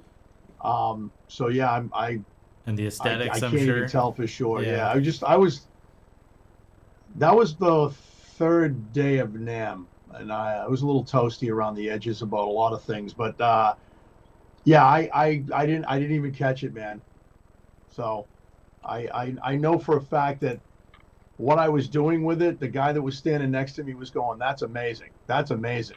That sounds amazing." So so he thought it was amazing. Well, you had headphones on, but there were speakers, like I said, with these little microphones that were attached to the speakers in the booth that went out to the, when you go up for your tickets and they go, "That'll be $50, please." You know what I mean? Then they talk in a little mic. Yeah. Those mics were pointing at the little speakers. And those have he was listening to. Those have zero dynamic range. Like, I don't know why you would try and pump that out to the. I guess it was stupid. You know what I mean? But the guy that was standing next to me could hear what I was doing from the little speakers that I think they were Genlex that they had connected to all of them, which sounded pretty cool. So, but I had headphones on. So he said, when I took the headphones off, he said, "What you were doing was amazing," So sorry about that. I should have had more info for you. You should have been you. like, "Yeah, I'm fucking EchoCraft. You want my autograph?" Yeah, exactly. Like, it better be. You haven't heard of me? Everything I do sounds amazing. Dude, I'm fucking amazing, kid. Amazing kid. All right, well, let's move on. We got a couple more things here to cover, so let's see if we can get through these. We got the Nord Wave 2. This is pretty neat. Nord hasn't made an announcement in a few years of anything new on the synthesizer side of things. So this was pretty cool, I thought. What do you think there, Aaron? Yeah, my yawn just about sums it up. No. Yawn fist. I'm really not familiar with the Nord line. I assume this is VA, but I'm guessing since it's something new, it must do more than VA. Yes. I did watch a sound demo, and nothing I heard out of it said, "Ooh, what is this?" It all seemed pretty tame. Mm-hmm. But that's just from one demo. So I assume it's, as far as I know, the Nord stuff is typically aimed at live musicians, that kind of stuff. Yeah, it's very performance oriented. Pretty popular on stages. Yeah. So just it's really not in my wheelhouse at all. Okay. I thought about a rack version when they were still making the rack versions, but I don't know that they're even making the rack versions anymore. I don't know that they've ever made one of the 1A or the Lead 4. That's a good question. CouFood. Ditto. I'm not. Not I'm feeling it. I'm not a Nord guy. I don't do a lot of points. So for me, it's. Am I frozen again? No, you're. Yeah, wait, but we can still hear you. You were kind of frozen. Now you're. All right. thawed out. Surprise! Hands up. Now you're Anyway, thawed yeah, out. I'm not a Nord guy. I'm not a stage performer. So for me, it didn't really hit my wheelhouse. I didn't really look into it too much. But I mean, I'm glad they're still doing it. They still got that stone mod wheel and little wooden pitch bend thingy. Pitch bender. Good for them. Good for you, Nord. You guys, And that bless red, your hearts. Oh, the red. So, all right. Well, what about you, Echo? Well, it was generating a lot of people were coming and checking it out. You could hardly get into the Nord booth. So I guess it was a big deal. I personally have no desire or want for anything like that. It is nice, and Nord makes nice stuff. The thing I wanted to try was the Nord drum pad. Yes. I heard that's pretty cool. You can do some really interesting things with it. But I couldn't even get near it. They only had one to try. And that was just slammed with people. So I took a picture of the Nord booth and said, yeah, Nord, and posted that on Instagram. And that was my Nord experience at NAMM. All right. Sorry. No, that's totally cool. See, for me, when I was first buying synthesizers, the Nords were the ones that I wanted. So I ended up with a Nord Lead 2X at one point. I had a Nord Lead 3 for a little while, and a Nord Wave, the first Wave. So the cool thing about this variation versus the original, which I still have a Nord Wave, is it's way more polyphony.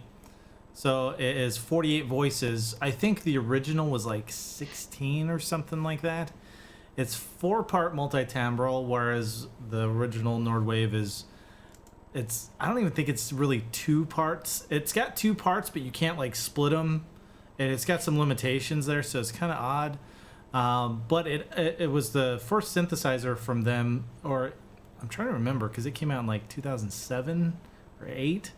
And I think it was one of the first ones that had like a sample-based digital oscillator in there with the traditional VA waveforms. I guess it wouldn't have been the first one ever because there's been plenty others since do that in the past. But during that time frame, they were the only ones doing that type of thing. And yeah, I think this is a really cool update to the Wave. I'm a big fan of the Wave. So this, I kind of like this. I'm a fan of this. I'm happy that Nord has come out with this. Will I get one? Probably not. I don't really have a need for it. Having the original, I know that there's some other. It does like multi-sampling and some other cool things. And the sample editor is a lot better. This thing, it was like at that weird time where USB MIDI was just kind of becoming a thing. So it has a USB port on it, but you can only use it to load samples on. Okay. So it's got some odd limitations. So if I want to remote control that over MIDI, I got to use 5-pin DIN connectors for it. But well, some people say that USB MIDI shouldn't be used anyway if you're recording. You should use DIN, MIDI DIN. Well, they should. They should. I don't know about these people, but I use USB MIDI everywhere I can. I know it's a nightmare for latency. Well, that's if you have a lot of shit hooked up that way, yeah. Which I do, yeah. Okay. But I think that would be more impactful for live. if you were taking a synth rig somewhere and you were doing live, I would probably go all MIDI'd in if I could, and even that can suffer from some latency. But yeah, recording wise, I've never had any problems. It's just Yeah, I haven't either. yeah, you just have to no noise introduced into the audio chain. No, the Using only USB the only No. time you get that is when you have like a boutique Yep. and it's being powered USB, and anything powered USB. Yep. That's usually where you hear that. And you need a ground That's loop why I don't go adapter. near it. Yeah, if you're gonna do that, you should use a ground loop adapter. You can kind of get rid of it that way, but I found if you power over battery and then use the USB just for MIDI, even that I think can still generate noise on those. Like the Uno synth, for example, I think is that way. I think I had to power that thing with batteries and then use the DIN connectors for it to get rid of the hum.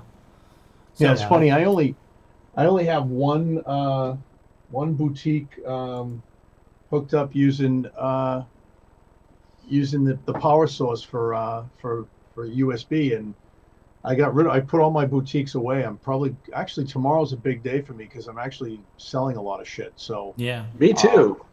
oh really? Well, I got to fund my Profit 2 purchase, so yeah. Yeah. Yeah, I'm selling a lot of stuff too. yeah, Reverb, I gotta get baby. rid of- Yeah, yeah, exactly. that's And, probably the way I'm going to do it. Nice. And I also got a lot of stuff that I'm going to be trading in also. I'm going to grab my ankles and scream because I know Guitarson is just going to give it to me without any lube. So Well, why don't you sell them? Craigslist, they're OfferUp, really eBay. it's a huge ass PA system from my old band. Oh, So I'm just loading it in the Jeep, taking it down there and see whatever just what whatever they can they'll me give for you. it.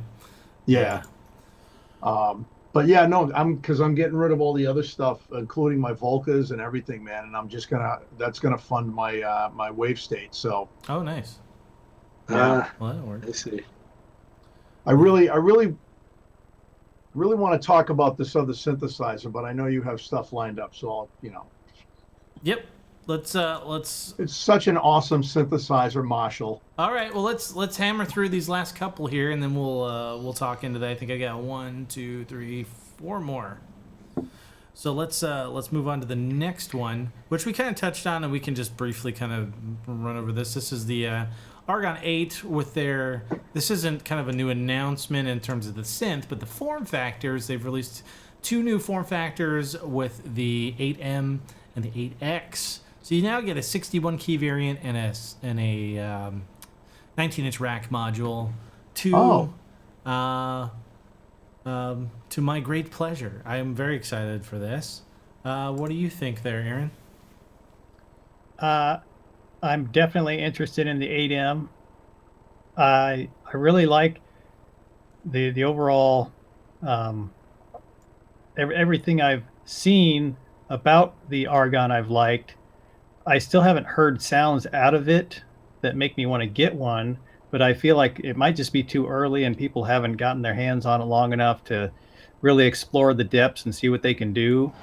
But every time I watch a demo, I find the architecture, the controls, and just the way it's designed is very unique and it's different. And the Argon sound, it sounds very smooth. So I'm keeping my eye on it, and anytime I have the rack mount option, that's the way I'll go. What I don't know is what the Argon X does other than adds more keys. Do you guys know? I think that's it. It looks like the exact same control panel. I think it's the same controls with just another couple octaves of keys here versus Is that an iPad on there? Probably. It looks like there's a dock, but maybe that's not a dock. Maybe it's just a metal, it's spot for your biscuits or something. Yeah, it's flat. It's flat. So they're just, I guess, showing it with, look, you can put your fucking iPad here if you want. But I really like that Moto introduced a rack mount version. Yeah, I think that's hope brilliant. more of that. Yeah. What about you, CouFood?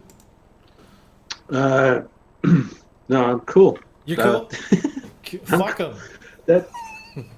Fuck them. I don't need any more wavetable. Next. Frozen cow food. Wave. Am I frozen again? There you go. Wave to your fans. Okay. There you go. You're We back. got Yeah, I've got Wavetable. I'm just so the Argon didn't really. It didn't. I don't really- know. It just didn't really hit it for me. And plus, they have a smaller version of it, right? That came Yeah. out last year. That's got pretty much the same engine. I'm not certain. It's But it's it's- the exact same synth. It's just these are a couple additional form factors. Well, then screw it. And I really wanted that price sound like get the smaller one. wise, it's not bad. I mean, let me pop this up on the screen. So the XM is $619 US, and the XM, the 8M, and the 8X is $819. So sub $1,000, you can get the full 61 key experience. I think that's pretty cool. That's Yeah. cheap, that's cheaper than a Hydrasynth. the 8M's similar in price to the System 1M. Oh, is it? Yes. Mm-hmm. But does it have poly aftertouch? Aftertouch. No. I don't think so. Maybe it does actually through MIDI. I don't know. I'm not sure. All right, EchoCraft. Did you have any thoughts on this? I watched them demo it on Sonic State when it first came out. I wasn't like really impressed with it. I was just kind of like, all right, this is interesting. I didn't know they were going to make a rack mount version of it. That's kind of cool. But yeah, I don't know. There's nothing really. I agree with Aaron too. Like, I don't really know. Like, I haven't really heard enough of it to like go, ooh, you know what I mean? Yeah. And that display on there too. Like, I guess it does show like the way the wave shape is or something like that. Isn't that how it's? Yeah, it's like a oscilloscope. Yeah, it does have an oscilloscope option. Okay. Yeah, I don't know. It's interesting. I mean, as far as wavetable synthesis goes, I really like Pigments by Arturia. I just picked that up right before Christmas. That it was on sale for $69. So I was like, yeah, I'll buy it. And I've been playing around with that, and that's as far as I think I'm going to go with wavetable stuff. So I mean, I don't know. I'd have to see it physically and play with it. Because they weren't at NAMM either. Oh, they weren't. No. All right. Well, let's get into the last couple here. We all know this was coming, and we got the BARP, the BARP 2600. Excuse us for barping in your ear. That's the one I watched. Yeah, this. Yeah, I saw this too. I think they've got 2 little teasers out now. So I will just say first thing, like, it's kind of annoying that they labeled the videos here NAMM 2020 when they're not actually at NAMM. Yeah. Yes. That kind of is irritating. It's more of like a, come on, guys, like, just. Too cool for Here's my gripe.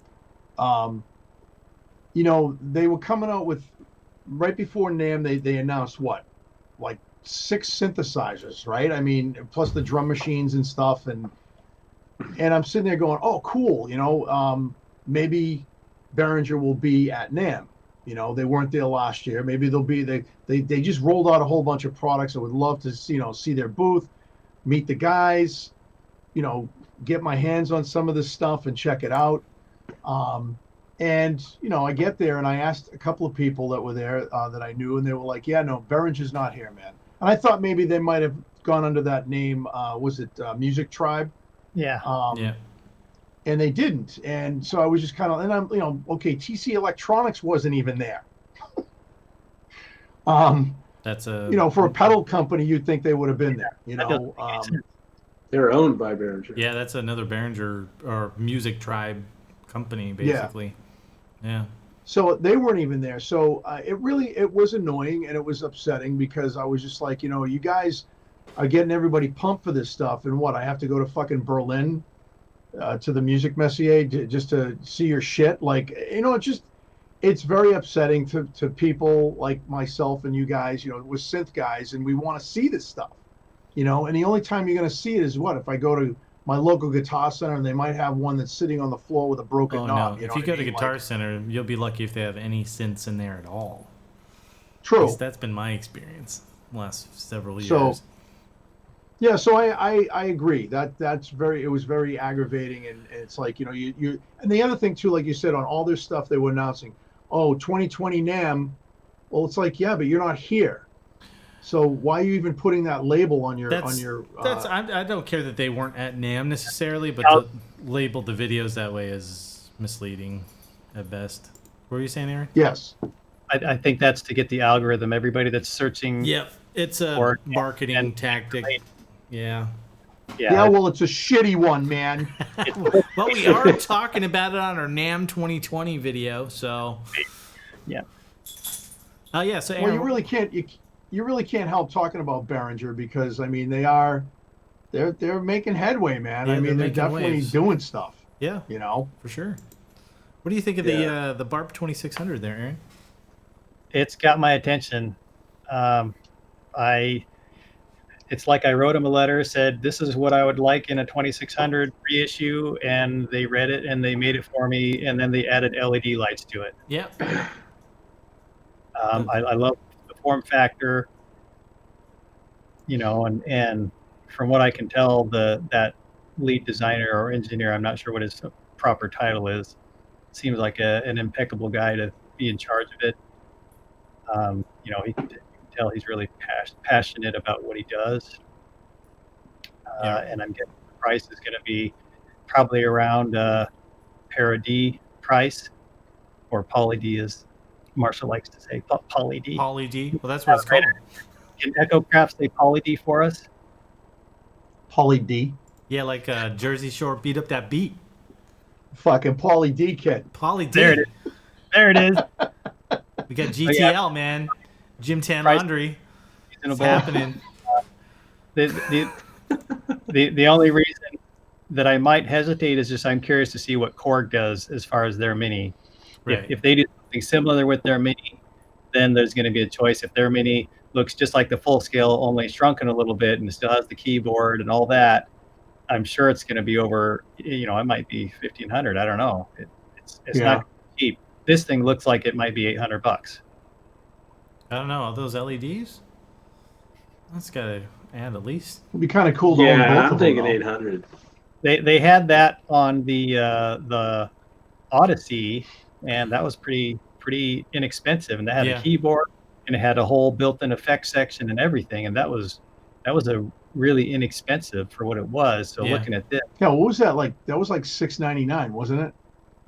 I'm pretty sure it was less. I gotta look. Let's look at her. Let's look her up. Go to the tape.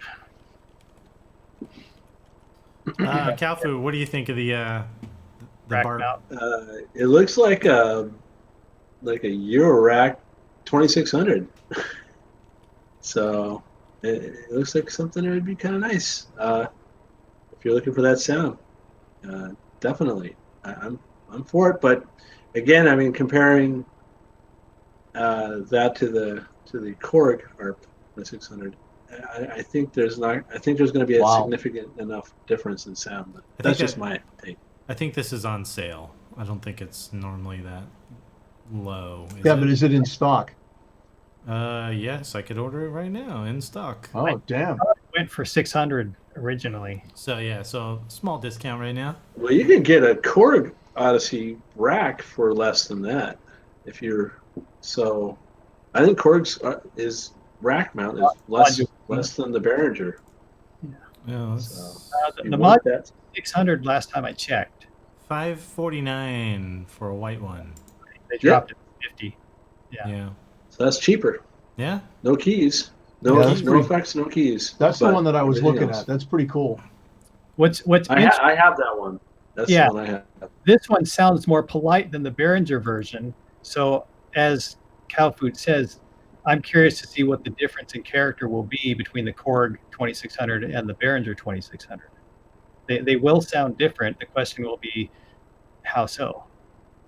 Right. Yeah, and the form factor on the Behringer one looks a little bit small. It's got less than 80% the size of the full scale. It's they really shrunk it down because it's only 19 inches wide. Yeah, they got to fit it in a Yeah. rack. Yeah. You know, Oh, yeah, that's right. They're building that. They're building those racks now too. Those skiffs now, right? Yes, which we're going to talk about in a second. Oh, I'm sorry. Yeah, no, it's totally cool. But yes, they are.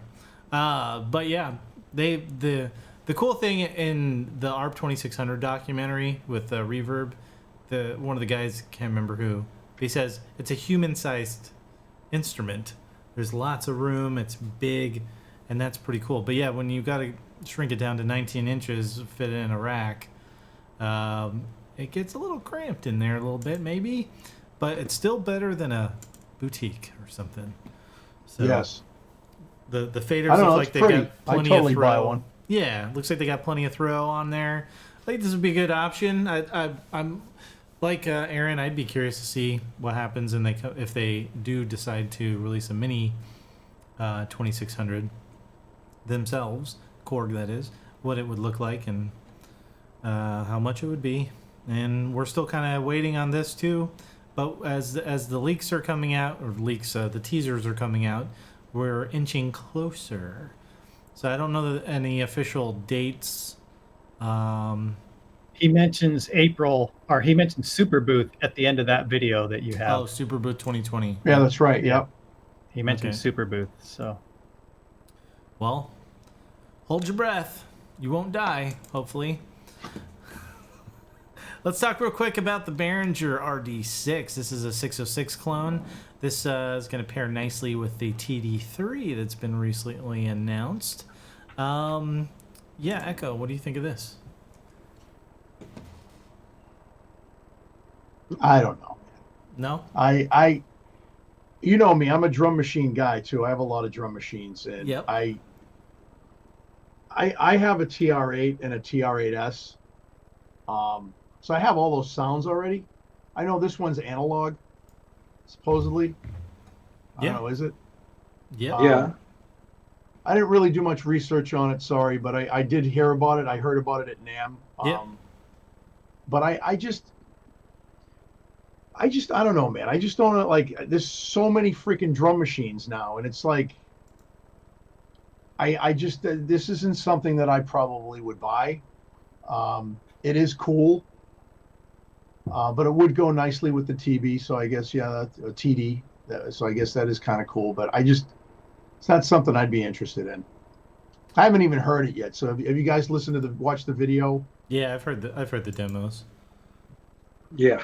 But CowFood, what do you think? Yes. I Yes. used to own a 606. You did? Oh yeah, I love that thing. Now the reason it kicks butt, the 606, the original, is for the cymbals, the hi-hats, Yep. open and close hi-hats. Those two things, and the snare to some extent. Those things make the 606 a good drum machine. But the bass drum, it's the 808 blows it away. I mean that kick drum or the 909 kick drum, either one, those guys. The kick drum on the 606 was never Frozen CowFood, aisle 6. Am I back? You're Am I back. You're back. Oh, You're I'm back. back. You're back. All right, good. So what I was saying is that the 808 kick drum, the 909 kick drum, and those blow the 606 drum, bass drum away. But the rest of it is worth having. My thoughts on the RD are thus: the distortion. What the fuck were they thinking? Okay. They basically said, okay, well, let's rush this out to get that out with the TD, and then what the fuck? You could have at least put a tone knob there instead of a fucking distortion knob. That would have actually made the bass kick drum on it usable for that Yes. machine. But transversely, however, they did put individual outs, which did not exist on the original. Yeah, that's 606. cool. yeah. So you can mix those out, and you can EQ and get some better frequency. Get the thing to sit better in the mix. As far as the drum machine goes, though, it's an Frozen. it's an ambient style drum machine. So in that regard, it's a handy. I do ambient music, so for me, that drum machine is something I would like to have in my arsenal. The last thing I want to say about it is, why in the fuck didn't they make pouches for them? Because I mean, they made these things look the same. Yeah. Roland fucking made pouches for there's 303 and 606. These silver carrying bags. Put them in. Yep. Wear them like a purse. It's probably So, gonna be $100 why? something dollars, under $200. For the pouch, no, they wouldn't do that. No, I mean, it's just another cost savings thing. Most likely, they could probably do it. Well, they can sell them separately. They better do it. They should. That's my 2 cents. I agree with that. Yeah. Make pouches, damn it. Give us a Well, the pouch. thing- Behringer on it. Just real quick, the thing about the distortion on it, I kind of like distortion on drum machines, like the Drum Brute Impact. I love the distortion on that. It can get really gnarly, and I like that. I don't use it all the time, but I do occasionally. I also have a rat pedal that I actually throw on the DFAM, which is really fucking nasty sometimes. But I kind of like stuff like that. But I see what you're saying. I mean, even if they put like a reverb on it or something, well, like you said, a tone knob, that would have been cool. That would have made more sense on a drum machine. Yeah. But Right. Aaron, thoughts? I just have to mention to Echo Kraft that nearly every time I do drums, I run them through a rat as well. Nice.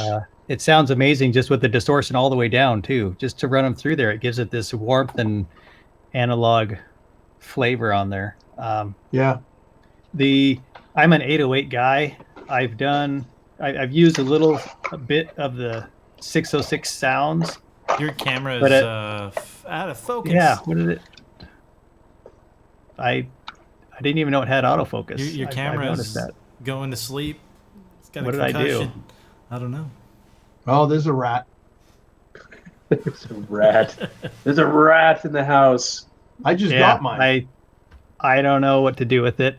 I'll mess with it when I stop talking. Yeah, it's okay. Gotta But be yeah, as far as the 606, weighty. I only want one drum machine, and I usually just use samples, mostly like samples that would have been taken from vinyl and run through MPCs in days of yore, kind of gritty, grimy sample kind of stuff. That's cool. I wouldn't really have use for this thing.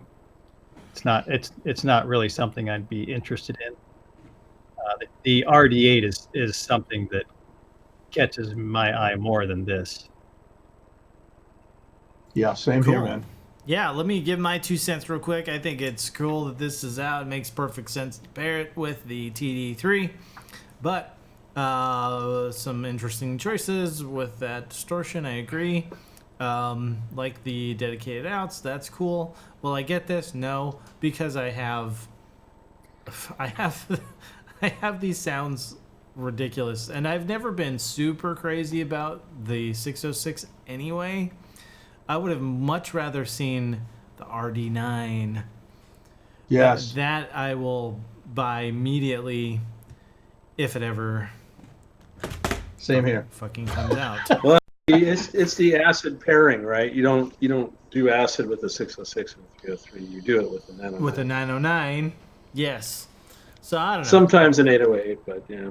Yeah, It's and I've seen 909 people too. try it with the RD6 or with the 606, but that kick drum just sucks. Like you Right, said, you exactly. cannot use that kick drum on almost anything. Maybe somebody in the comments leave me a link to a video with a good example, the 606 kick drum in anything.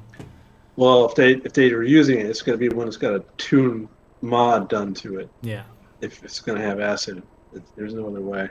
yeah. And Well, you know what you could do? You could take the Volca bass drum and put it on that instrument because the snare drum on the Volca sucked. Because they used the hand claps on the Volca to make the snare drum sound better, Yeah. But yeah, I mean, I think the bass drum on the Volca sounds way better than that one. So that's just me. I think any bass drum ever sounds better than the 606 bass drum. yep. Okay, we got technically 2 more, but I don't think I pulled up the other one, so maybe we'll just lump them together. The modules that they've come out with, the System 100 and the System 55. Now, I'm not a modular expert by any means, so I'm going to leave CouFood real quick here to start off and talk about this. Is it cool? Oh yeah, that's cool. Okay. The System 100 is what everyone used to want. I mean, that was the pinnacle for not Eurorack, but rack, or modular rather, for both, back in the day. So, well, it was its own big rack. So, but now they're split up into modules, and you can use it in the Eurorack format. For me, it sounds, from what I've heard of the limited demo, it sounds like a kick-ass. What the MS1 should have sounded like. It sounds like a full-on 101, but with a lot more. I think so far it sounds like it's hitting all the marks. Okay. On the other hand, it's a full modular. And so, depending on what they price it at, Which, of course, we don't fucking know. right? That's getting annoying, too. It's going to be something. I mean, I'm interested in it. I'm interested in seeing what these. I mean, I think they're going to be priced around somewhere between $50 and $100 per module, which is going to be, So it's going to, if you want to get into modular and have. As opposed to VCV rack, which is free. If you want to get into modular, that's the way to go.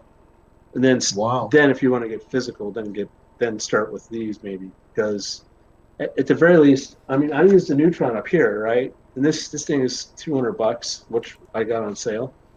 And it's got lots of utility involved in it. It's got 2 envelopes. I mean, these, if I got just envelopes by themselves, $150. Or why would I do that when I can get 2 envelopes here? I have an LFO over here, and these are all patched through other months. So it saves, money, and it makes a lot of sense just to buy these things if they do a function, they do it well, at $50 to $100 per bit. And if you want the full System 100, then you have it. It's not necessarily. I don't know if it's going to compare sound-wise to the original, but correct me if I'm wrong, but didn't Roland release a set of modules? Yeah, they did. Yeah, System 500. The System 500. Okay, I couldn't remember what it was. Right. Is that comparable at all to the 100? Well, there's a System 500 though. Wasn't that one big rack? Well, there was all. And then they did do modules. the individual black. There were black modules that they did. Yeah. You can buy the kit, or you can buy it separately. Then Maleco Heavy Industries is actually making them. Okay. For Roland. So, I didn't know that. Yeah, Roland doesn't make them themselves. It's like the SEO2 kind of situation. Because they don't make analog anything themselves. Yeah, it's interesting. They don't seem to want to touch analog. But that's inspired by it's supposed to sound similar to the System 100, but I've heard it sounds more similar to. I think there's another Roland modular that I'm not remembering right now. The 700 maybe. But I guess it sounds actually closer to the other one. Is what some people say. Okay. Whatever happened to Behringer's OBX? Remember when they It's vapor, bud. It's vapor synth. It's the same as the RD9. Like, where's that at? Come on. And the CS80, the BS80. I mean. Yeah. I would so buy one of those, man. Like that thing. Oh. Never mind. Yeah. They're trying to cramp too much into a small rack and get it to sound where Tom wanted it. Probably he said, "No, this is not going to sound. It's not going to sound. Not going to sound right." I mean, when Midas and them announced it, though, it was a full keyboard. Well, yeah, but the original is huge. That's what I mean. I think that's what wondering if CouFood's saying, right? To try and cram that down into a smaller chassis. You're talking about the Oberheim rack mount, right? The Eurorack. It never came No, out? they were making they had done a thing a couple of years ago now, right? Where they showed the OBX, the full size keyboard, Yeah. and Okay. the two engineers from Midas were talking about what they were going to do and how they were going to do it, and then it was gone. Yeah. They've even had a prototype video, actually. I remember Yeah. I Yeah. remember a that. Behringer prototype video of that. It was making some sounds. It sounded a little rough around the edges, but And that was They're when they were. trying. That was when they were saying they weren't going to pay the engineers at the time to do it. They were going to do it in their own time or something. Yeah, You yeah. mean the OBXA, right? Not the X. You're talking about Behringer doing this? Yeah, the XA, right? Yeah, Yeah, yes. OBXA. Yeah, sorry. Yeah, okay. Yeah, they prototyped something a while ago. It's who knows when It's vapor. it's in the same RD9 vapor zone. Who knows? It's, We'll see. Yeah. I think this year they better put it out this year. I think otherwise. Well, when it What, the comes nines? out, I'm going to put NAMM 2020 on the label of the video for them. You do it. Yeah. Give them a fake booth number. Yeah. So everybody be driving themselves crazy What looking if- for the booth. Why don't we just call it Katy Perry something? You know, whatever the kids are searching for today, we'll just put that in front of it. oh man, It's ridiculous. That's irritating. Anyway, System 55 is a thing too that they're doing. I think it's kind of, I don't know. Like, I would like to have one day, if I was to ever get into modular, a Big Daddy System 55 that costs as much as like a nice truck. Was it like 30 grand for that? That would be sweet, but that's not going to happen. So I'd probably get They're these. so nice. Honestly, you know, Right. as cool as it would be to be like Keith Emerson and have that, but that's probably not in the cards. So Well, that's again, cool. I'm glad they're doing it. I'm glad Behringer are at least putting out those modules. So, Yeah. I mean, at the prices that they're throwing them out at, you can really come up with something interesting. Yeah. You don't even have to buy the whole system. You can just buy them individually. So, Yep. Well, and you can mix and match them with whatever else you have, right? Well, exactly. unless they're keeping the same voltage, because System 55's what plus 5 volts, whatever. It's a whole different format than Eurorack. which is I'll No, be they're- surprised Eurorack. if they don't change it because they're making it in the Eurorack format. So it wouldn't make any sense to make them incompatible with the rest of the Eurorack format. No, and plus they have a Eurorack case coming up that these things are going to be put in. No, it's the same voltage. Yeah. 12 They have a volt. couple of cases Negative coming out. rails. Yeah, they do. Yep. Which here we go. I just pulled this up real quick for the System 55. $50 to $100 range. Oh, I think this that is tempting. I think these two Yeah. systems are going to shake things up, just because, as CouFood mentioned, I mean, you can mix and match. So, like, I just filled out an 84 HP rack. I included a System 100 filter clone. Sounds amazing. I love it. But, you know, if I didn't already have 2 envelopes, I might get one of these two system options, look at one of these two and say, well, I can pay 75 and get a dual envelope module. You know, why pay $100 for a Doepfer envelope when I can get one of these? Get 2 Yeah. of them for, you know, $75. I mean, I think they end up being the go-tos for people who are building stuff or have extra space. Be like, man, I need an LFO. The only issue might be space, because these are all, I assume they're trying to stay original, because they're really wide, but they have a lot of functions. So it's interesting. They're not quite basic building blocks like you tend to find in modular. They're multifunction, you know, multiple envelopes, multiple VCAs, or a envelope and an LFO. You know, they got a lot going on in the modules. But That think one filter that's in the 55 over there, it's a filter module that's, I think it's static. I don't know how. You basically change different frequencies to dial in your filtering. It's a whole different type of filtering system, and that looks really, really interesting. That is interesting. And you should check it. There's some videos on. There's other clones of that 55 filter that are out. And if you listen to the audio on that, it's like, whoa! I didn't know you could do this with filtering. It's magical. That's So that's all the dial in tone. That's all the topics I have to talk about from NAMM. Now, does anybody have anything else they'd like to talk about? I know Echo Craft, Yes. you were saying you had something else. So, yeah, so I actually I met George from UDO. Oh yeah. Oh, we didn't talk about Super that. 6, right? Yeah, man. What a killer synthesizer. It looks like a cross between a Juno 106 and an SH 101. Yeah.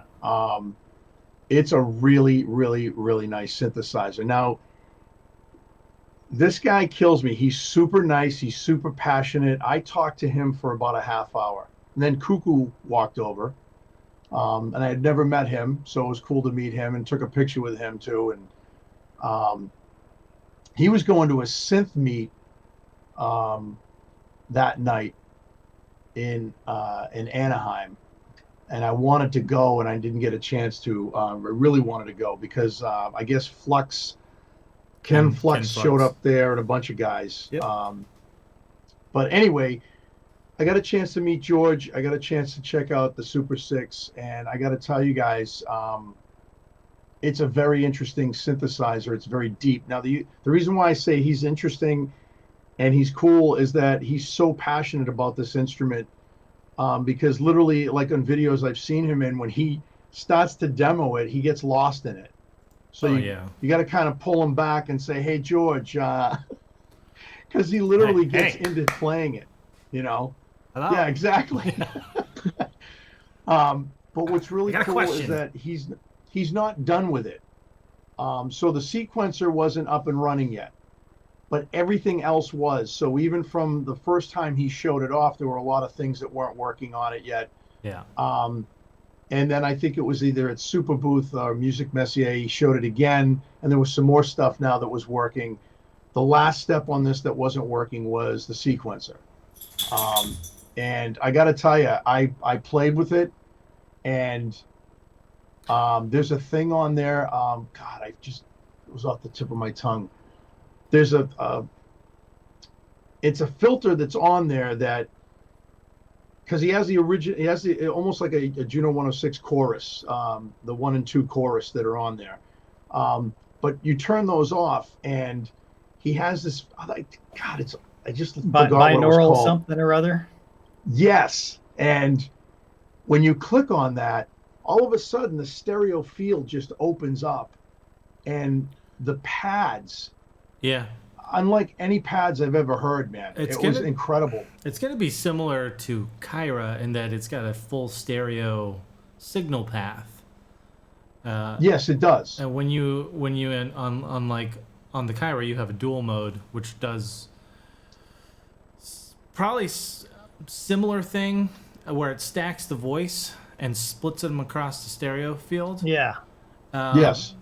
Obviously, there's a lot more polyphony in Kyra, but it's analog filters on that thing, right? So it's analog filters, and there's a few things that are on it that are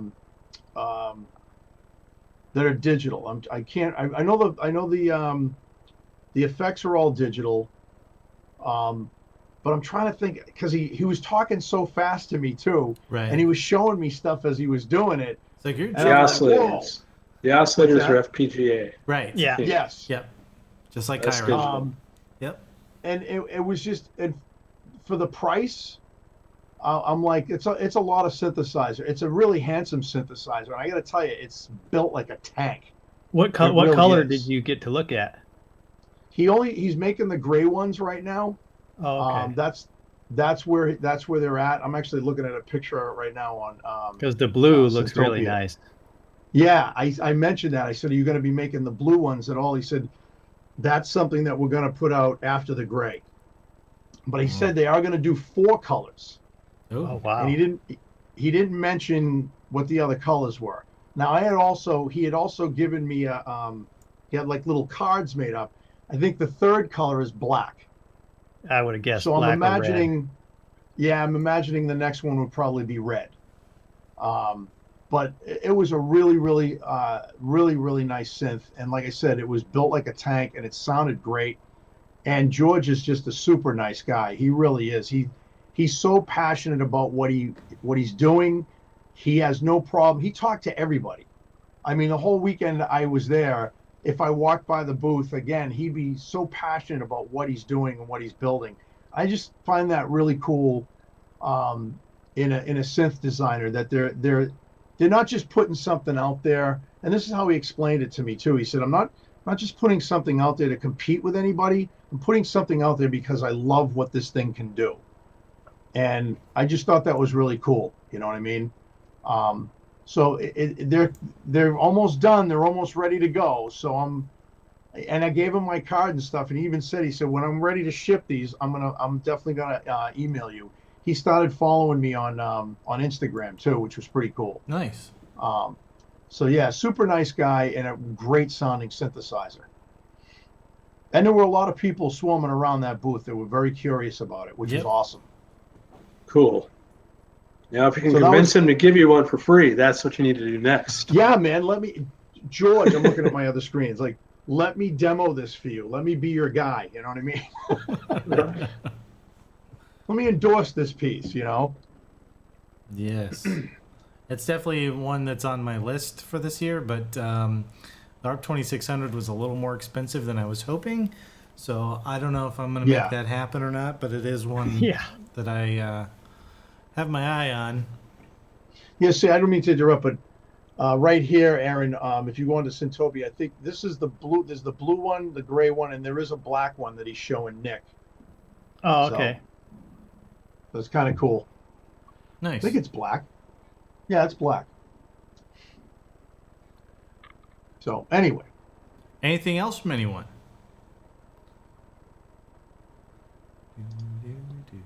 How about the Analog Solutions Vostok?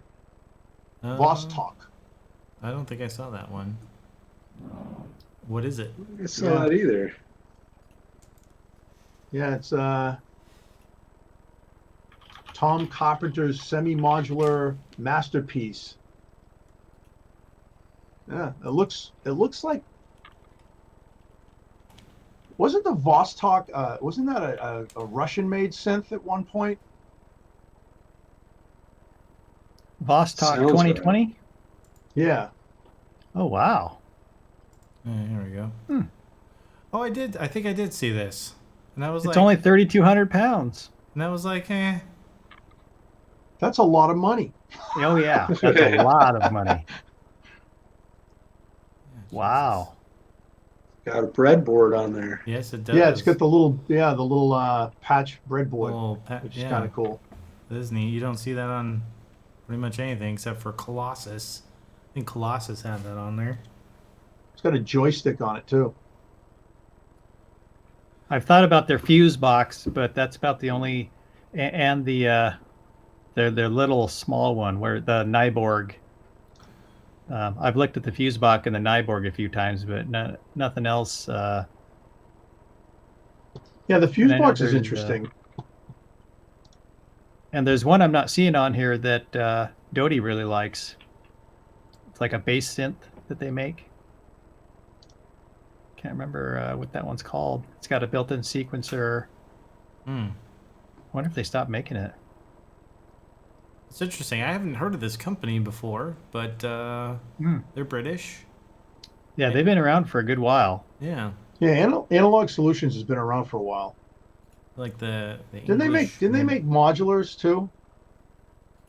At one time? I couldn't say. Yeah, it's such an obscure company to me. I don't know. Yeah, they're similar to Studio Electronics in that they've been around for a long time, but they don't make cheap stuff, so they don't tend to get real popular online. Gotcha. Well, it looks neat. I definitely don't have. Now they make an impulse command synth. Okay. I don't know what that The is. Leipzig It sounds S, impressive. that's the one. The Leipzig, that's their bass synth. That one, rack mountable bass synth. Oh yeah, that's right. Yeah, That's I been around remember for a good Doty while. looking They at even that. had a keyboard version at one point. Doty did a series. I think Yeah. it was Doty, or could have been some other guy. That's a cool But- logo. Like I like that logo. Yeah, it may have. Yeah, I can't remember. Hmm. And how do you pronounce his last name, Echo Craft? Who? Excuse me. Is it Mark Doty or is it Doty? Doty. It's Mark Doty. Yeah. Okay, yeah, I want to make yeah. You gotta say Yeah, I Mac. think he did a series on this one, but I may be mistaken. I mean, this came out it was a while ago, so it's ancient as far as YouTube years goes. 2008.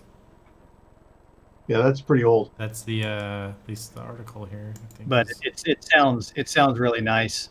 Oh, Yeah. that's right. Last year they came out with the Colossus was yeah, that them? the- Synth Fest.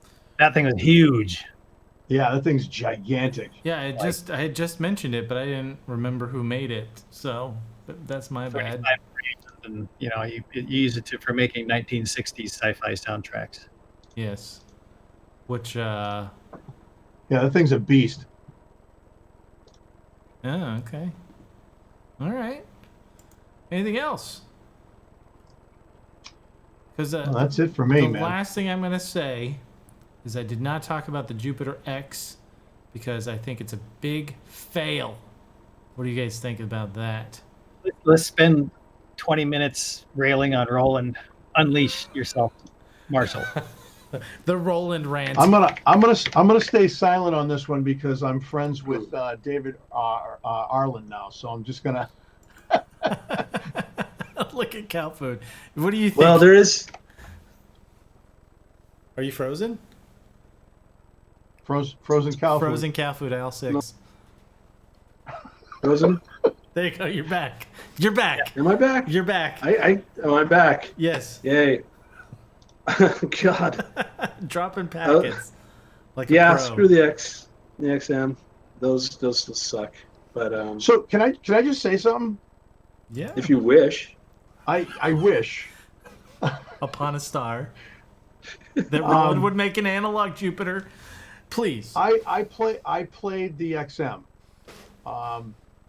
It was fun. It was interesting. But I immediately went back to the Wavestate because that was way cooler. It did cooler shit. Exactly. So And that's even an old school type thing with just some modern stuff, but it's still cooler than the X and the X. And then they also released a new one. While I was there. What new one? The big one, What's it called? Yeah. the X, I think that's just the X. That's what I was saying. I left that off because that was shown at NAMM. Because I don't even want to fucking talk about X is the full size. Is it 88 keys? 61. Well, no, there's the XM and then there's the X, but then there's this other one that they announced, and he actually played it on stage. There's another one? Oh, I didn't hear and I'm about looking that. for it right now. Yeah, look Huh. for that. yeah. Oh man. So, CouFood, you were saying.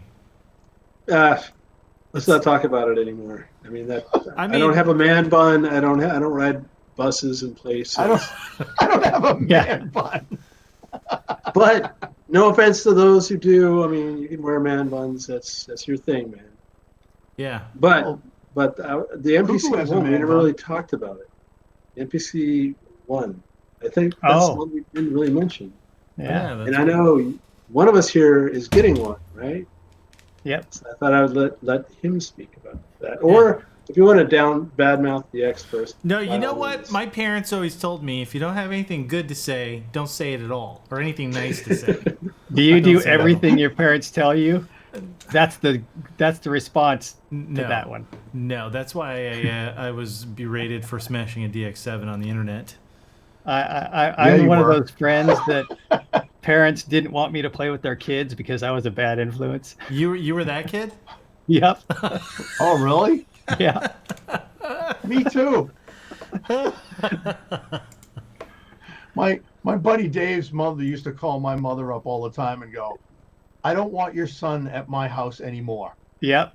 Your son's a bad influence on me, and he was the Oh. one that was doing all the stupid shit. Yeah, but you got blamed for it because Of course. no way their angel would do anything wrong. So yeah, MPC-1. I did hear about this, and I heard that this has caused a little bit of a stir. So, who's getting this? Raise your hand. Okay, tell me about it. Okay, so the main stir, which to me the arguments that I've seen don't make a lot of sense. So currently they have that compete directly with this, or that are similar as far as functionality, is the MPC Live, which has been out for 2 or 3 years, and the MPC X, which is a big one that's very expensive and just amazing. Both of those can operate in full standalone mode, or you can use them as a controller with the Akai MPC software, which is that's their recent DAW that Akai made called MPC. Anyway, where this one comes in is it's a few $100 cheaper than the Live. It doesn't have battery. It doesn't have an onboard battery, which a lot of people were complaining about. It doesn't have a hard drive slot, which a lot of people are complaining about. The Live had a battery. The Live had a hard drive slot. It's got less onboard storage space. The Live had 10 gigs. The one has 2 gigs.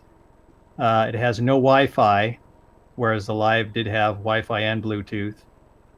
About the only thing it does that the Live doesn't do is it has 4 CV gate jacks. But so when people were complaining, they're complaining that it doesn't have a battery, and the arguments that I heard don't make any sense because it's not meant to compete directly with the Live. The Live is still a viable platform. This is the entry-level model of standalone MPC boxes. It's basically what this is. I mean, it's a lot smaller. And it looks. This actually looks to me more like a traditional MPC. It has smaller pads. The pads aren't full size. They're maybe 2/3 the size. Yeah, this is way bigger, it looks like. Much narrower than the Live. It's a little deeper than the Live. But it has more buttons that they took from the X. It's got a lot more hands-on buttons, so you don't have to spend as much time with the touch screen. It has a USB jack and an SD card slot, so you could put an SD card in and out, and you can load additional samples, save your projects, all that stuff, or you can connect an external USB drive of any size you want to the USB port. I immediately, I was looking I've been looking for a brain that I could use that I wouldn't have to make too many sacrifices instead of using a computer. And I was looking really close at the Live, and I was about ready to order it, and then this thing dropped that same day. Because I did have a Digitact, and that's a fantastic drum machine, and I had it, 2 gigs of samples on there, and I used it just about on every track. But this can do everything the Digitact that I was using the Digitact for. It can do that, but in addition, it's got a full-fledged DAW built in, so I can, you can have up to 128 MIDI tracks. The limitation as far as audio tracks in standalone, you can only have up to 8 audio tracks because there's a RAM limitation. So that's something you'd have to work around, and I've got ways of working around that. But I don't know this.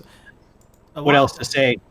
I've done my homework on this one. Yeah, I mean, yes, you have. A while back, I looked at the Live because I was like, this would be cool to take and do a live set with instead of dragging a computer. That's really what it's made for. People can charge it up, take it to the show, do a show on it. Full size pad, everything. But now that this is out, I mean, I would probably go for something like this instead. Honestly, this is exactly like with the Behringer 2600. It's like, well, these are all the things that I want, but these are all the things that are on the Live that I don't need anyway. Exactly. And everything I'm looking for, and none of the stuff that I wouldn't have used anyway. The touchscreen is a 7-inch touchscreen. It's the exact same touchscreen that's on the Live and on the X. So there's no sacrifices there. As far as I can tell, everything else is pretty much the same knobs, same button quality, just smaller pads. I mean, that price though, man, that's it's with the feature set, like it's brilliant. Exact. Yeah.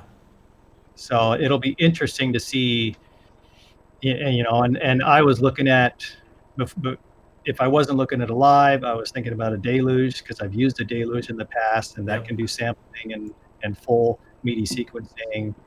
But this is something I feel like I could use this, and I don't feel like I'd be losing too much of the functionality that I had with a full DAW and a screen. Exactly, because the Deluge, as cool as it is, because I looked at that as an option as well, but I don't think I can get on very well without a screen. The Deluge is basically a black box. You got to learn to feel your way through it. Yeah. You can do a lot with it, but it's going to be a lot more difficult. And with this costing $200 less, the Deluge is $899. So I don't know. This hits right in the spot. There's some competition that are gonna be hit hard by it, I think. Yeah. But I can kind of see where if I was somebody who wanted something like this and bought the Live instead, and then this comes out, I'd be like, fuck. Yeah, that was the main complaint, and my answer is, well, it's not meant to replace the Live. True. Clearly, the feature set, a lot of people like their Live because they can wear their man bun on the bus and make beats.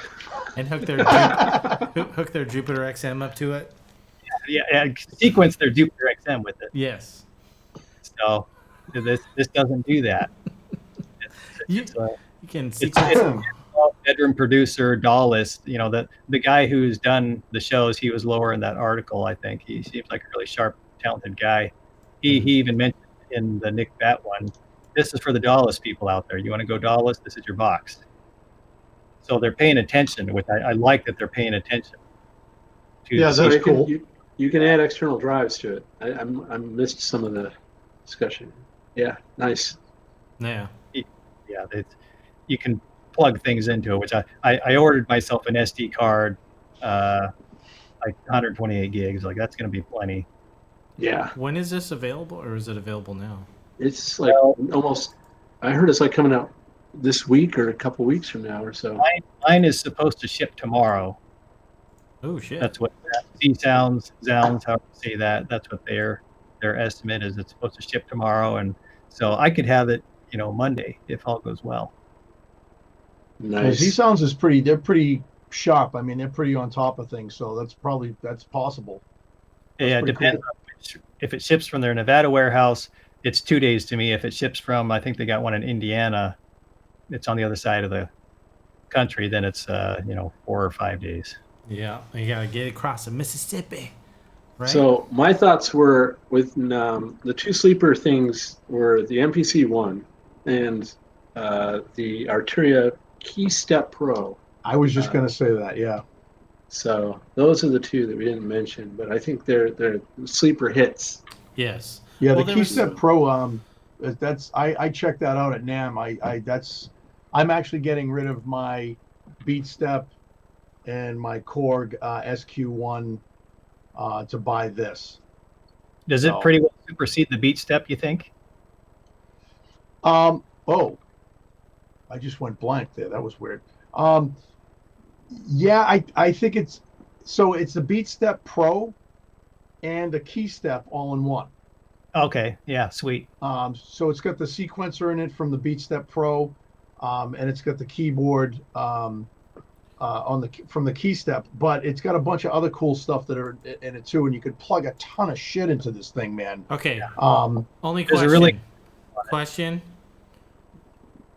Are the pitch? Okay, you're allowed. Are the pitch and mod wheels fucking touch? Or they are. Yes. These are mini. Nope. That's why I'm going near it. Fuck it. Throw that thing in the trash. Give me. See, I like I'm looking at my key step. I like my key step. Well, I think it's cool. I have one too, but man, they need to put some real knobs on, or Yeah, that's my only question. Is Yeah. why did anybody request not to have knobs? yeah, it's wheels, right? Put the real wheels on Wheels, there. yeah. Yeah. Well, I don't know. I mean, like, because even like the big pro versions, I forget what they're called. I can't stand touch for those. It's My awful. my buddy has one. He bought one, and that has wheels on it. That's Yeah. a really nice keyboard too, and you can map it to anything, which is awesome. Yeah. One thing I will say that I did see, I know I'm jumping around here real quick, but I did go to the Spectrasonics booth, and was blown away at the fact that I could sit behind my my Matrix Brute and control every single synthesizer that they have in their software with Yeah. all my Matrix Brute controls. Yep. That Great. I literally stood there with my mouth open going, holy crap. They won best in show In the for software. Yeah. Yeah. So it's something I'm taking a look at. I've been kind of putting Omnisphere off for a long time, and I'm just kind of like going, you know what? Maybe it's time, because it is. Oh yeah, it's no, a get really, that. You should have that, Echo. Do you have it? Oh, Does anybody here have it? I've had it for a long time. It's fucking amazing. Oh. It's the best soft synth Okay, there is, I think. Well, Yeah. all of your synthesizers that I'm looking at, Mm-hmm. because they also had this. You got an Andrometer back there too, right? Yep. They Yeah, even that's mapped now too. Oh, they have so many. I tested a few out on the live stream a while back with Little Fatty, but I think Okay. most of the synths in here they have templates for, Yeah, which is cool. that's pretty cool. It blew my mind. The only I thing- literally. The only thing that didn't work, that I wish it did, was when you're kind of scrolling through presets, that Yeah. would not actually change the preset in Omnisphere. That was the only thing that Oh. didn't work. Yeah. Yeah, see, I was just messing with the Omnisphere stuff. I didn't even try it on the synth itself. Yeah. Um, So you have to Yeah, select that's your interesting. preset, but then you can do all the controls and stuff from the thing. right. It would be cool, and maybe it was just because I think I only tried it on the Little Fatty. Maybe it would work differently on one of the other synths in here, but that was one thing that I was like, it's like 99%, which is freaking amazing. But to be able to scroll through the presets in Omnisphere with the preset button on the synth would be Right. pretty nice. Everyone go like Yeah, that. see, trying to get Aaron's the doing focus. this. It's like- I'm gonna have to figure out what's going on with it. It's never gone out of focus. Everyone, put your hands up. This will be the thumbnail. They're supposed to do the ET. Oh yeah. There it is. Ouch. Ouch. Perfect. I'm in focus now. It worked. Thanks, guys. Yep, right No at the end problem. of right at the end of the show. Anytime. Anything else anyone wanted to talk about? We're getting on pretty long here, but yeah. Anything else? Anybody talk? Would you guys talk about the? You talked about the Hydra, right? Well, it's not new for NAMM, so that's why we haven't talked about it. It's old. It was new for crap. me. Fucking old news, bud. I think the Wavestate just rolled over the Hydra and the Argon 8, actually. Yeah, Yes. I saw people saying they canceled their Hydra orders to get a Wavestate. I saw a lot of that kind of stuff. Yeah. That's man, a little I- sad because everybody was really optimistic about the Hydra. It's a new company, and there were, It's got some really talented people at that company too. Glenn Yeah. Darcy. Yeah. Was, I hope they still sold enough. oh, I'm sure. He said they couldn't stick make them around. fast enough, so they're still Yeah. selling like hotcakes, and probably be some. He said they've got some other products in the pipeline, so we'll see what happens with that company. And I mean, Darcy's amazing, man. I Yeah. mean, look what he did. For Artoria. Look what he did back in the day with Emu. I mean, yep, he's a pretty intelligent dude. Yep. Talented guy. yep. And Ken Flux had some filter design, I think, that he helped out with in that. In the Oh yeah, Hydra. did you see the thing he posted? He went. Oh, to the dinner warm with them. mode. They added the warm mode. The warm mode is new, so yeah, I guess. Yeah. NAMM. I'm Behringer. Yeah. I wish I was at When NAMM. are you guys gonna go to NAMM? I don't know, man. Buy me a ticket. I probably could have There. gone this year, but I moved, and so Dude, I it's was like, 50 When bucks. my YouTube channel can pay for it, I'll go to NAMM. yeah. Oh, Right. come on.